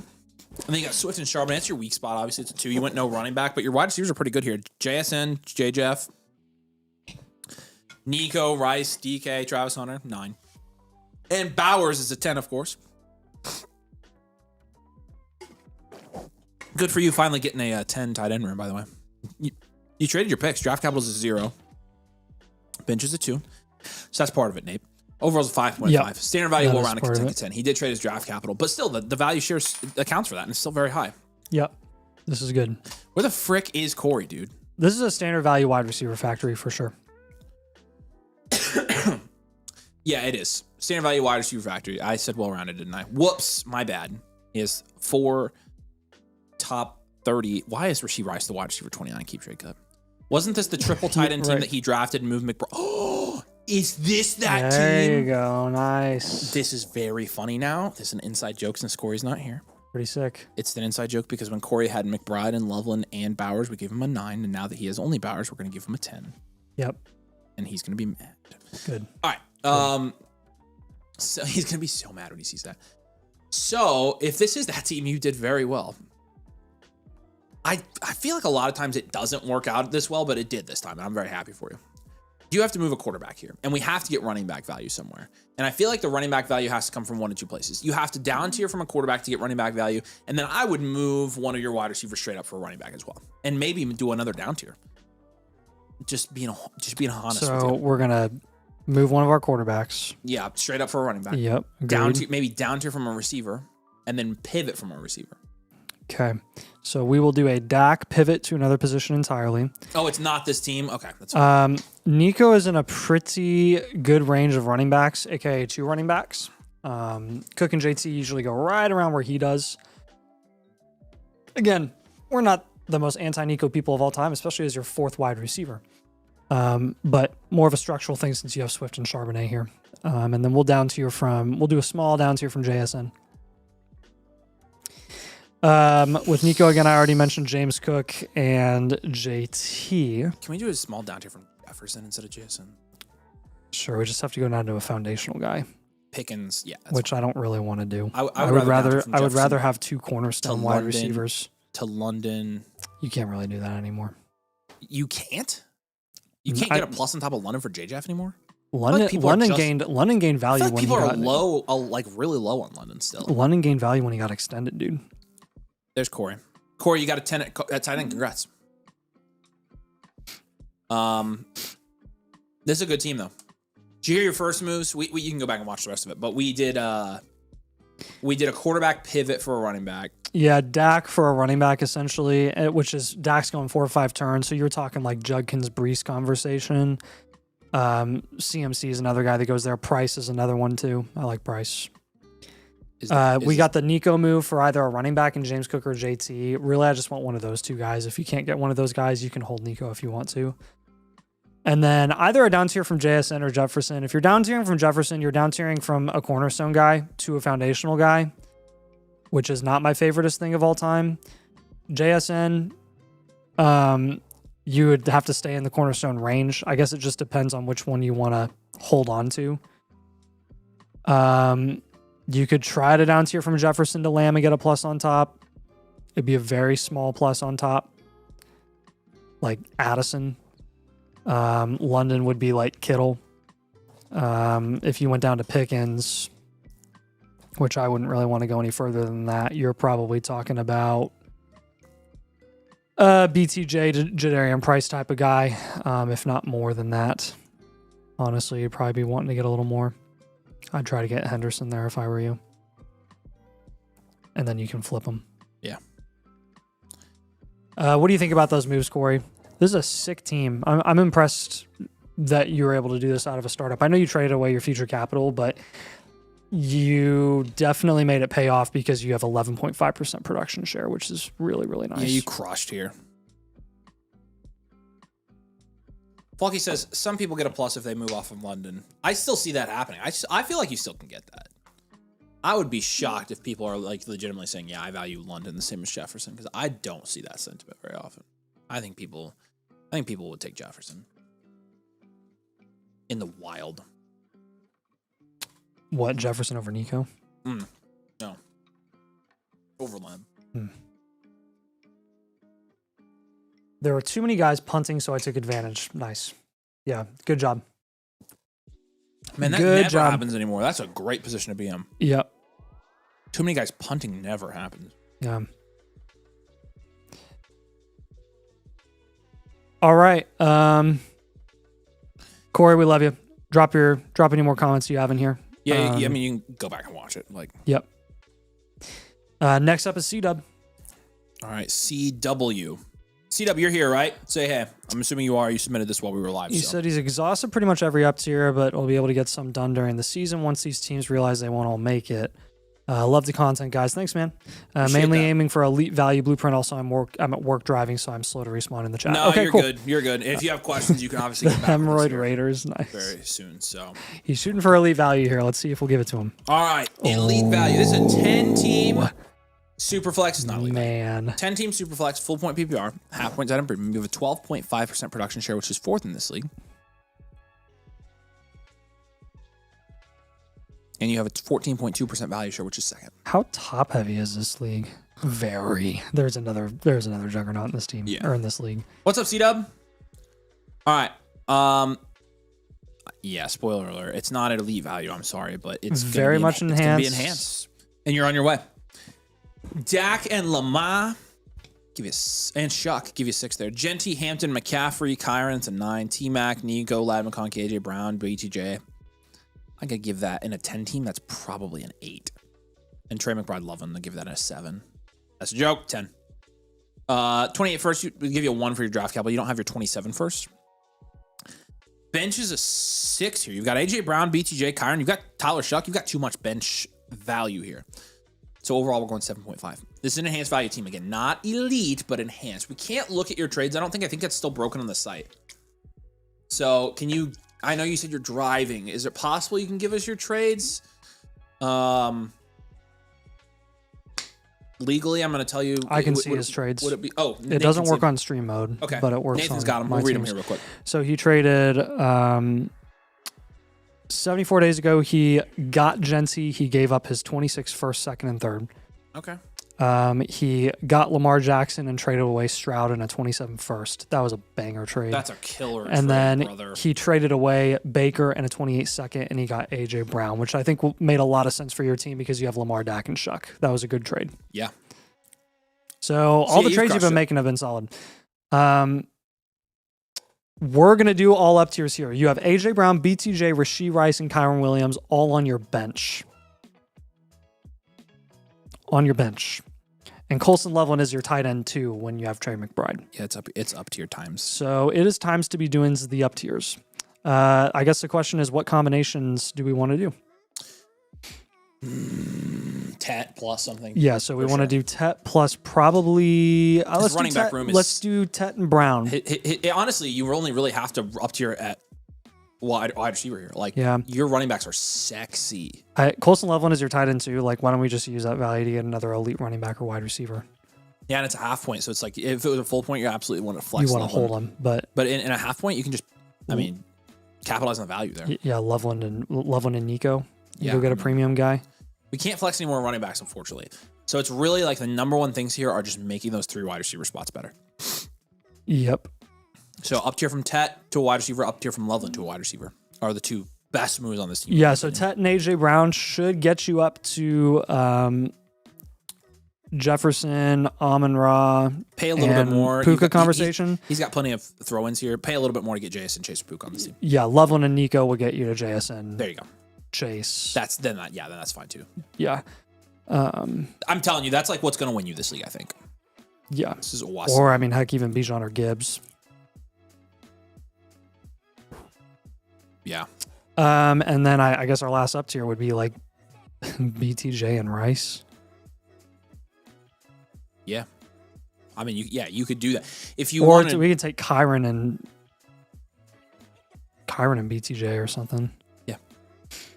And get you up to James Cook, George Pickens. Pipe Dream would be Achane. You'll have to pay up for Achane, but you do have that extra flex spot it's kind of fooling us with Colson Loveland there, but you'll be able to fill a running back into that second flex spot if you make a move for one more guy. But I think this is pretty straightforward, C-Dub. I mean, you've already got a phenomenal squad with really, really impressive depth. Not quite elite value. You don't have enough cornerstones yet, but if you get some of these cornerstones, that could very well move you up to elite value conversation, because in a 10 team, again, it's about how many cornerstone and foundational guys you have, primarily cornerstones, and you're going to be good to go here. Becca, can you be quiet?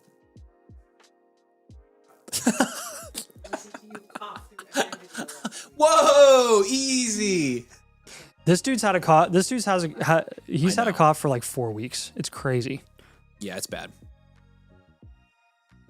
Yeah, well, and when I start recording multiple videos, I die. I start getting really coffee. So C-Dub, what questions do you have on here? I know you said you're driving. yeah, so just text and drive. No, I'm kidding. Again, legally, pull over and tell us any questions you have. Right. But yeah, we appreciate you a ton, man. Mackerman, you're going to be up next, man. You're a new member tonight. He is still drafting in the startup. Okay. Do we have the team then? No, we do not. It's still drafting, so we can't pull it. Okay. Do you want to that is why it's not working. Yeah, duh. Hunter's got a trade question here for us. And I know, Mackerman, you asked me about this, right? Do you want to do your blueprint tonight? Or do you want to do it when we're live next I would recommend doing it after the draft so you get the full value and roster archetype. So Lucas says happy birthday, Nate. Love and a 27 mid first for Lamar. You take Lamar. Yeah. Hey, Max, let's keep yours in the queue here and let's do yours on one of the next streams. So Yep. Yeah, we want to make sure we have accurate production and value share for your team so we can give you the best possible advice. yeah, so you'll just be first in our queue here you'll be first in our queue as we kind of when we get back in here to live streaming probably next Tuesday. So Yep. all right, I'm not gonna lie to you. Avery's got to get up very early tomorrow I'm because he didn't not renew upset his if passport. we end. So it's also this is cyclically. If you're here, you're the sicko of all sickos because this is cyclically the deadest week, the first or second deadest week of all of the year. Last Thursday and today are They'll be the two most dead streams of the And we still entire had 300 year. people on tonight, so that's great. Like, Yeah. I mean, people are Yeah. still people. At least there are still some sickos that Yeah. are still here. But Yeah, we had good attendance on Thursday too. It's 4th of July week, so I did see that, Corey. They did say I thought it was the same team. I was about to give you mad props, but still mad props. It's still a really good startup. So, all right. Flockdonymous, what's up, brother? This is video proved I'm a domain superfan. You are a domain superfan. You've been around a long time. So. Who plays a 9:00 game tonight? Is it a good game? I know. Of course, my day. Yeah, that's the earliest we've been done in a while. But again, it's July. I now have to go to Chicago at 4 a.m. and I have to get up semi-early too. Not 4 a.m. yeah, you need to shut up. Frickers. Yeah, you guys are sickos. Code word sicko. All right, let's do a 1-minute blueprint giveaway for those of you guys who are still here, because we appreciate you guys. So let's do sicko69 in the chat. No caps, no spaces. We'll give away one more for all you people who have stuck around with us. We appreciate you. Yeah. It's gonna pick up. Like, it's gonna be picking up here in 2 weeks, but it's like right now, it's the lowest our audience gets in almost all year except for December. So we love the people who stick around. You guys are the best. Nate's not allowed on the way. There you go. Look at Scott. Scott's got his job back. Sicko69, no caps, no spaces. Oh, it's Mexico and Ecuador. In Mexico City. Isn't that the same place? Nice. It's very, very American of you to say. Yeah. I love that. I'm going as American as possible between World Cup, good USA team, and 250th anniversary. For the love. Use every single American term for everything soccer, or I will kill you. No problems here. Soccer, cleats, field, jersey, Are these frickers getting it in? tie. Okay, yeah, they are. Yeah, Sicko69, get it in. You've got 21 seconds. Gosh, people. Sicko, Yeah, singular, last, singular. 29 seconds. Primetime has a trade question. It's Jamar Chase for JT and Chris Olave. Would you take JT and Chris Olave or Chase? I would take Chase personally. That's Just cut them out. a 3rd-round guy and a 4th-round guy for a 1st-round wide receiver. So I would probably hold on to Chase there in a 12x9. All right, timer's up. Let's do this. Sicko, You're Sicko. good, Scott. I'm just answering Some of it here. y'all are going to be bummed. I'm going to go look at a Flocknonymous. We're going to get you on round 2, buddy. We're going to get you on round 2. I'm going to work on that. Yeah, I actually genuinely think you are going to be on round 2. I will say the videos are getting pretty good, so. All right, let's do this. The winner of our last blueprint giveaway of the night and the week is Prezwall. Prezwall, send me your Flash name. Love you. Appreciate you. All right, you guys are the best. Thanks for hanging out tonight. We've got another video coming out this week. Rookies that you should buy before training camp, because we think they're going to get a ton of training camp hype, and they could either be market plays or just solid pickups. So we gave you those guys. All guys that are a little bit more on the sleeper end of rookies, but definitely guys that you're going to be paying cheaper prices for that you can get pretty easily in most leagues that we think are going to be a good pickup. So that's coming out on Thursday. And again, we're going to be back here Next Tuesday. a week from. So we're taking this Thursday off. We've done 2 streams a week for, well, Our entire life. 6 weeks or 6 months, right? We haven't taken any. Not since Christmas. We haven't taken any week off since Christmas. Yeah. We haven't taken. We've done a stream. We've done 2 streams every single week since Christmas. Yep.